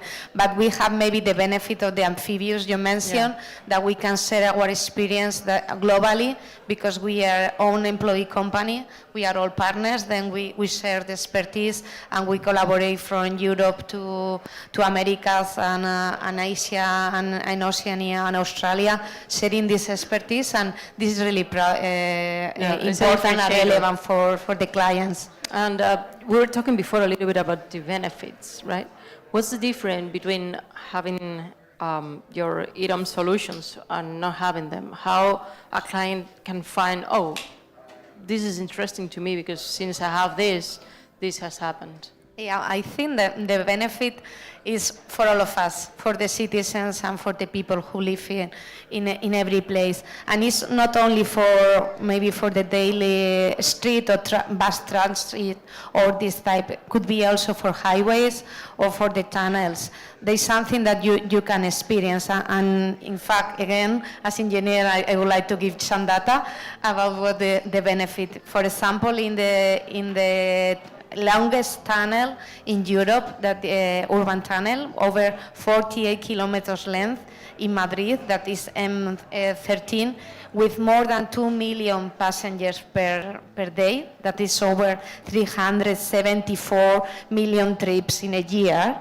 This is amazing. Was a totally refurbishing for the tunneling that embedded many things, additional lanes, cutting the junction. You could imagine could be the mess, and the citizen can suffer. And the user could be. Now I think it's working. What we can say is the success and the final good history, because using this platform and this analysis and doing what nowadays is called like digital twins, you can predict, you can test before, and you can prepare your system for the passengers and the user in order you don't have this incident in the middle, and giving this idea that you reduce the traffic congestion more than 20% during the wars. That is not relevant. Normally, you increase the congestion when you have wars in a city. Has a cut reduction in CO2 emissions over 50% than expected.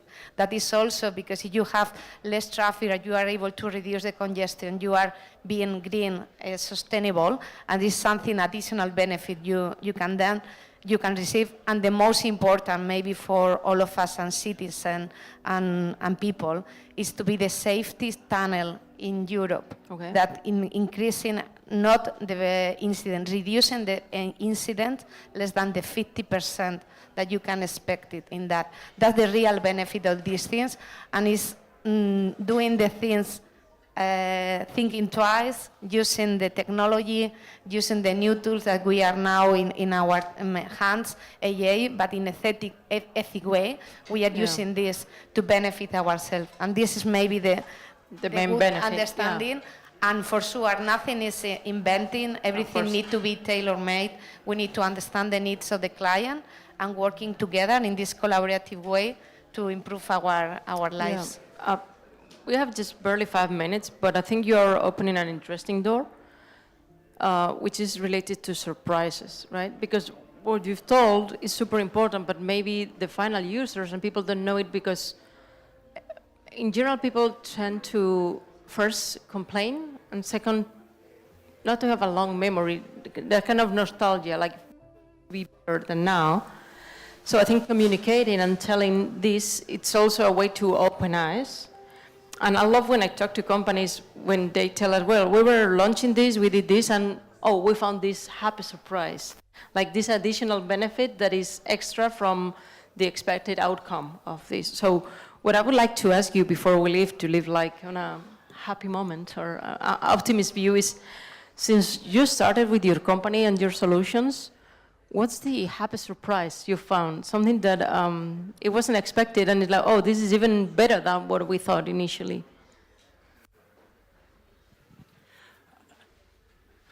Let me think, because there were many surprises, right? When you implement a system like that, as you said, you start analyzing the behavior of the users, which are the citizens, and then you start finding new needs. With our system, with the lighting systems, you just not prevent accidents, you also extract many data where you can give it to governments, you can use it for research centers as well, and you can sell it to the commercial areas where you start doing, when you start doing this analysis, you find many patterns of behavior, and then you can start doing real actions, you know. And this is the surprise, because this is improving our product as well. We can adapt and make it tailor-made in every situation through this analysis. You have some surprises to share?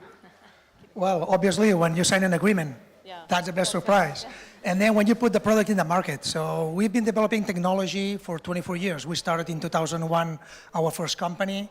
We realized how important it was technology for the mobility. So we deployed our first product in 2007. This project is a spin-off from the first one, and we've been developing from the back office, experiencing, understanding, talking to the client, and when you hear back the feedback, they use it, you learn, and you deploy a new feature, a new enhancement that it works, and today we have more than 2 million passengers moved. So that's something that feeds your satisfaction when you develop something that is well received for the public, and you have new cities, and especially word of mouth. Obviously, you try to do your sales pitch and you try to find new clients, but the best is when word of mouth create a new prospect and they come to you because they heard another town, they have a solution that they want to replicate in their city. So that's probably the best, when you do your best to spread the word about your project, but you don't know how others talk about you, and they learn and they come to you asking about what you do instead of you going to them to sell it. Sometimes there's nothing better than a happy client, right? Like, in order to spread the word. You want to tell us some surprises? Or happy solutions, like the M3 has been M30 a great story. Yeah. I don't know. Maybe we have said that, and maybe the good solutions to be increasing here the efficiency of the cities and having the opportunity to put more ideas and sharing this experience. Probably our experience now is, or we expect, not having surprises, to collaborate and mixing this global market that we have nowadays, and collaborating American and other companies to improve these cities and creating the future of our movement and our lives. Okay, excellent. A little bit before sitting here, I was talking with Michelle a little bit about the pool of talent she's finding in LATAM, in the different parts of her company. And I think putting together all that talent can also help your clients have different points of view. Like, that kind of diversity is going to help tell better stories and highlight those, let's say, cases or success cases, right? How are you developing that, like helping clients understand that working with people from different angles and point of view is a great benefit? We're fortunate in that my company was acquired by LOIC about a year ago. So there are about 90 Americans in a 1,400-person Spanish company, and most of our staff is in Latin America.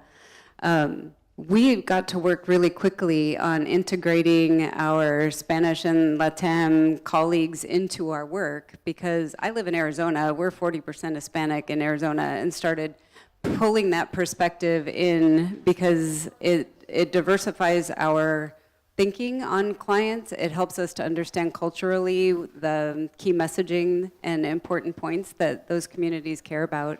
So I feel like I'm the luckiest person because I sit in a company that is global and doing work outside of even those 23 offices. So we're really impacting through our collaboration everywhere around the world. But the case studies, I have to just say this, the cases that you all have, that our Latin American colleagues have brought in, are mind-blowing to me. They're so good, they're so creative and talented, and the relationships are much deeper, in my opinion, than those that my American colleagues have had in their own communities, because I think there's just,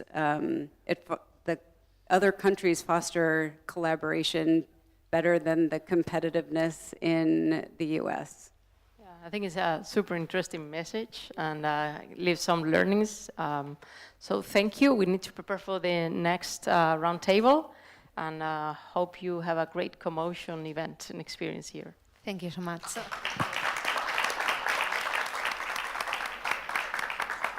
Al revés, hombre.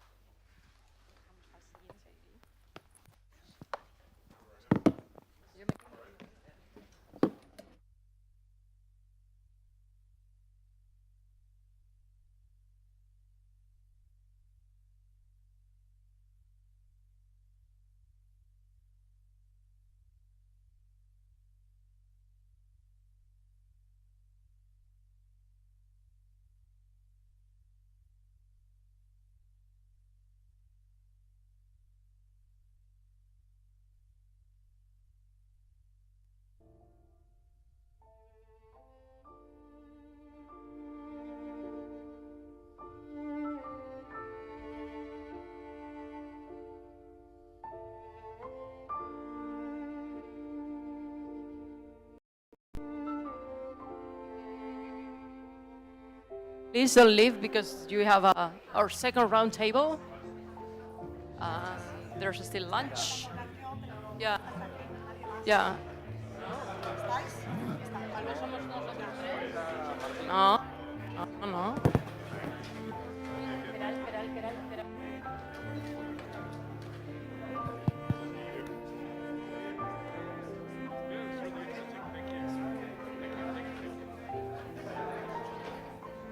Hola.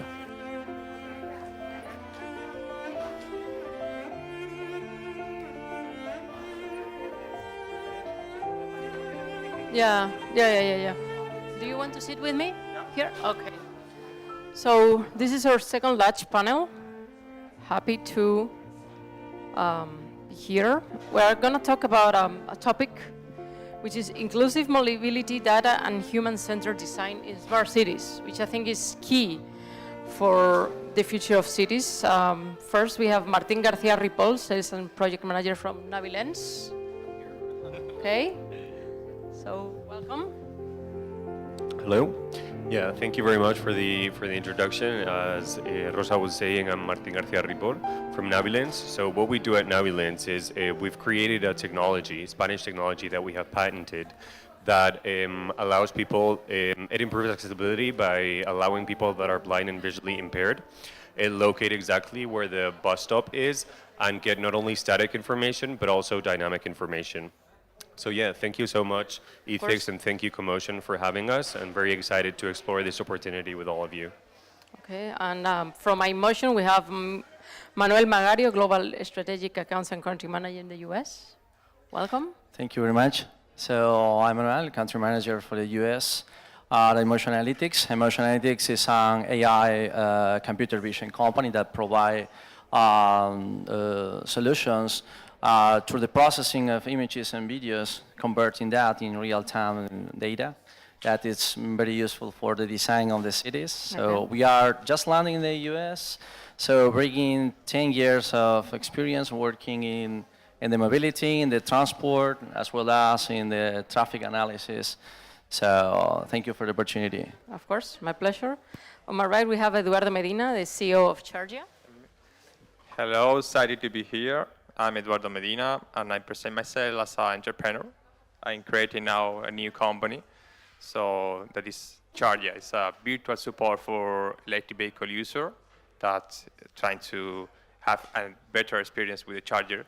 I come from Spain, and there we are developing the infrastructure for all this kind of electric vehicle, and I saw an opportunity to create this new service. So a pleasure to be here.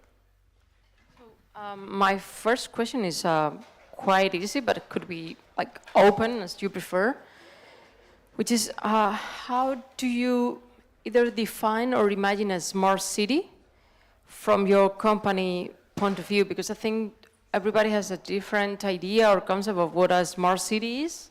One full of sensor, another is like flying cars, super futuristic. So how do you envision a smart city to be defined as smart? That's an interesting question, because commercially talking, everybody thinks smart cities are just a vertical. Yeah, it's a concept. It's a concept within a lot of challenges. Our smart cities, those cities that are safer, smarter, and well connected. So those cities that has a data-driven culture, those cities that try to fix their problems by using the information that the system brings and the people brings as well. So this is at iMotion Analytics, we use smart cities as a concept, and that concept brings us a lot of opportunity and puts a lot of challenges on table. What in your case, Martin? So in my case, slightly different. I would say that a smart city, from my point of view, is a city where a person, no matter the barriers that they have, whether it be language, whether it be a physical limitation or a visual impairment, can move confidently and independently. So for me, a smart city is a city that a person can go to, and whether they are familiar or not with it, they can move around very independently. So that's my my point. Super powerful, related Yeah. to exactly what you do. Thank you. And what about you? And I think you have a like wider view, like, and a big experience from Indra for many years, creating it somehow. Yes, thank you. Well, I'm Anna from Indra. A very short introduction. Indra is a global, worldwide company, technological and also consulting company. And we are worldwide. We have been making projects for many years, and we have a very wide experience that, and we have been here also in the States for a long time. I think that for us, a smart city, I will define it like a connected city where you have to offer a seamless and non-friction experience to the citizens. And all those citizens are also passengers from mobility media. I mean, they can use different mobility media, and they need to, as you said, they need to travel and to feel comfortable in a city that is all about the passengers, but it's also all about the technology. I mean, you need technology to make a smart city.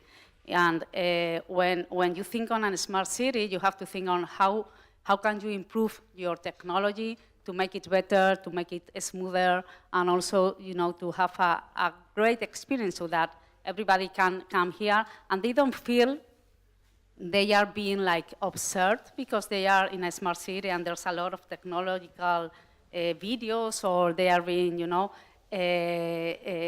having a bad experience. No, it's a city that everybody wants to come, and most of our cities nowadays are moving to these smart cities, and I think that it's all about mobility. Nowadays, as this morning they also said, the mayor also said this, it's all about mobility because we really need new infrastructures, we need new mobility options, we need to go from one place to another. It has always been like that, and it will always be like that. So we need to give good experience to the citizens.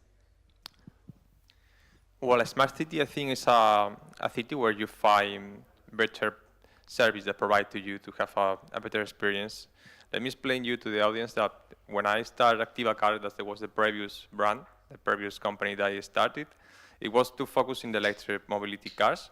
So we work in a mobility, and an electric mobility, and a shared mobility, and a connected mobility. So Charger was born to put the user in the middle and to improve the user experience with the public charger. Because when you buy an electric car, probably you don't know how to use this charger. If I compare when I have been developing the work in Spain, when I came to the USA, to the States, I see that you have a lot of work to do with the charger publics, because you can't find a lot of charger with electric. So you have to put the user experience in the middle and to provide them with the best experience possible. I think a smart city is about that. Excellent. I wanted to ask you, so we are being like superhuman in this panel, and I think it's super important, the inclusive part that Navilens is like from scratch in the beginning. How do you combine somehow the human aspect with all this new AI layer? Now we have access to a lot of data that is better like curated and oriented and targeted. So right now, and I might be wrong, but I have like the suspicion that we are just about having a new big leap in technology and use cases and solutions. How are you handling this moment in order to provide human solutions, like all different components to make like new phase or new dimension of technology?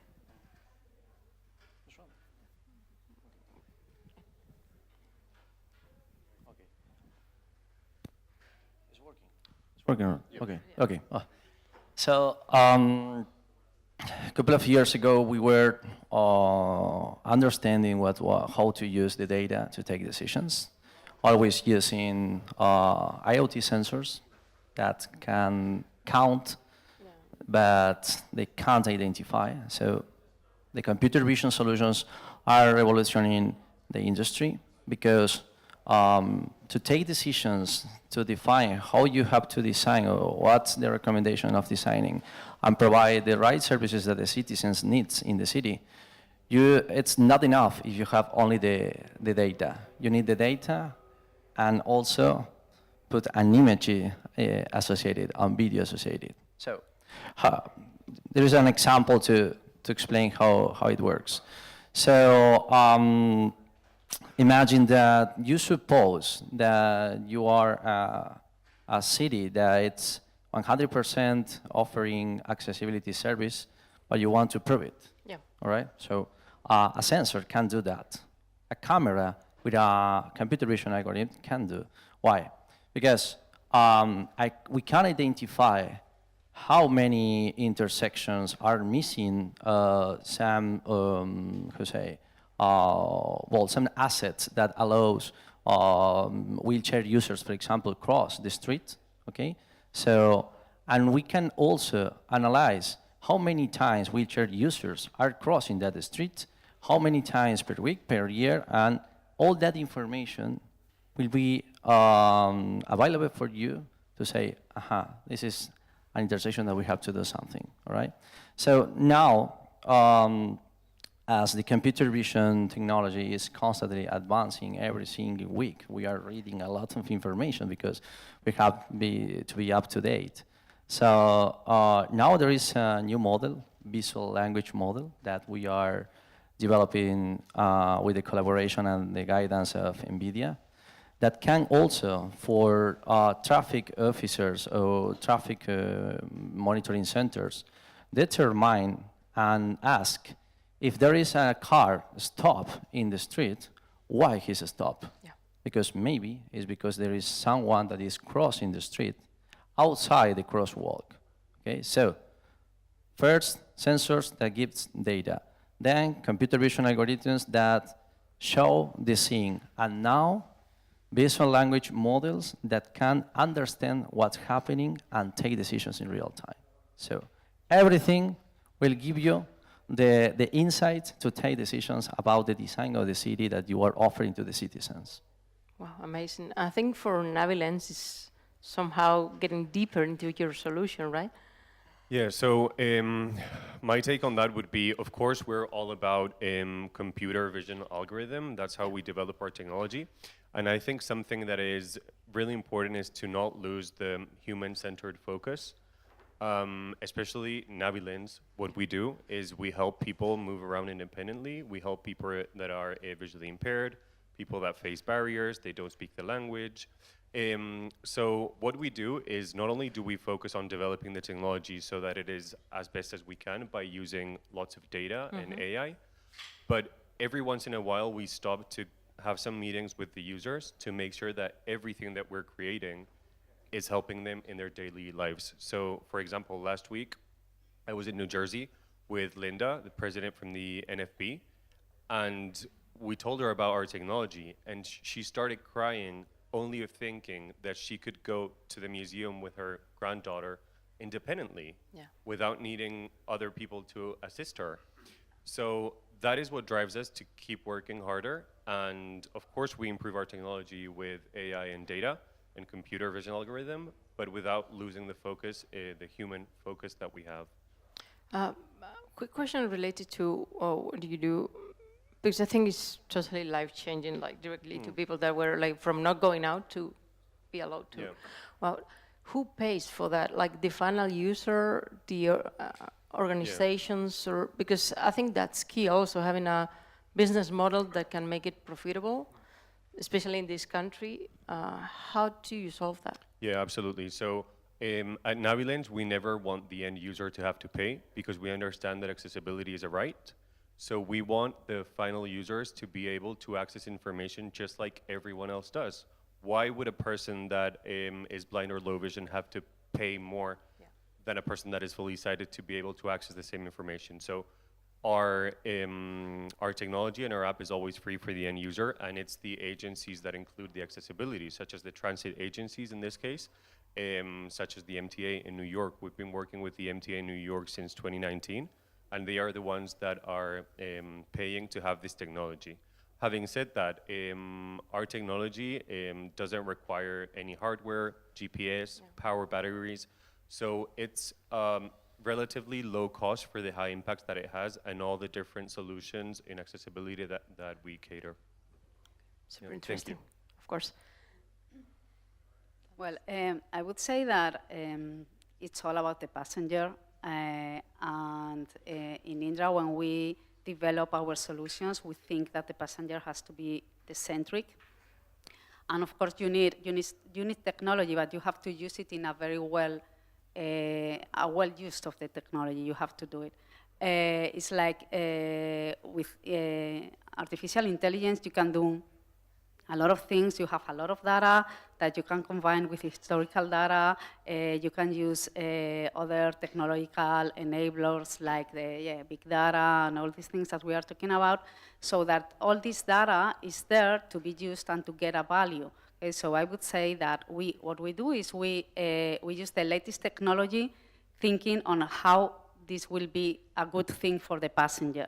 For instance, we have a project in Ireland where we are doing a project for the whole nation, and the whole public network in the country is going to use our mobility as a platform solution. And it includes the latest technology, the V-in and V-out fare collection technology, which is a touchless and seamless technology that will allow the passengers to go quicker, to go faster, to go safer, and they can also connect with a device. They can pay with the device. They don't need to purchase a ticket, so that's something that is good for the passengers as well.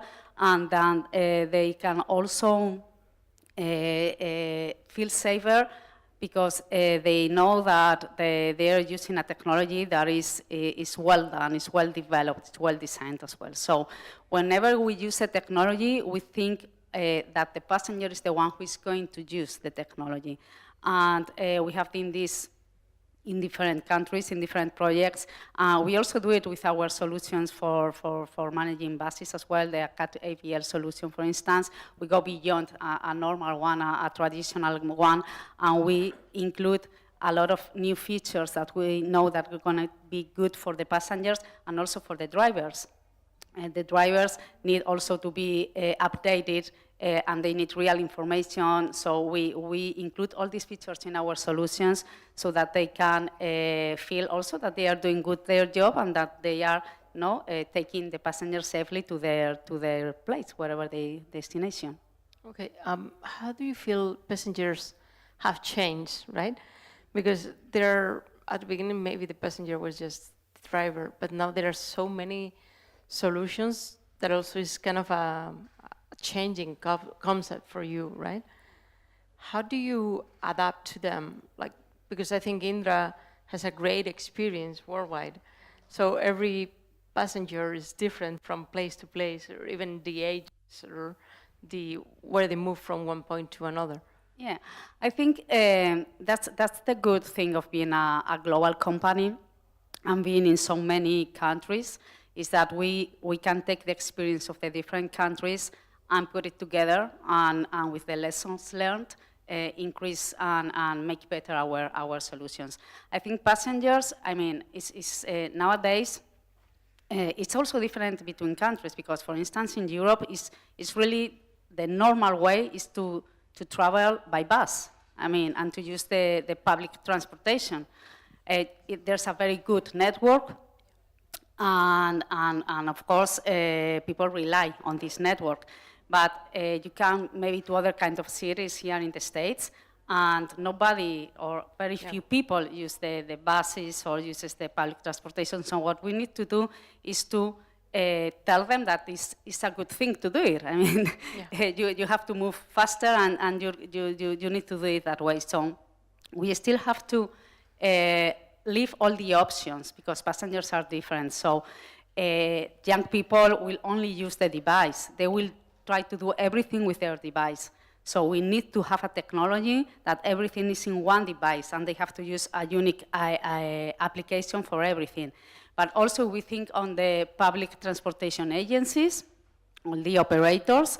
They need to be also, they need to to have a unique platform so that they can facilitate this experience with no friction to the passengers.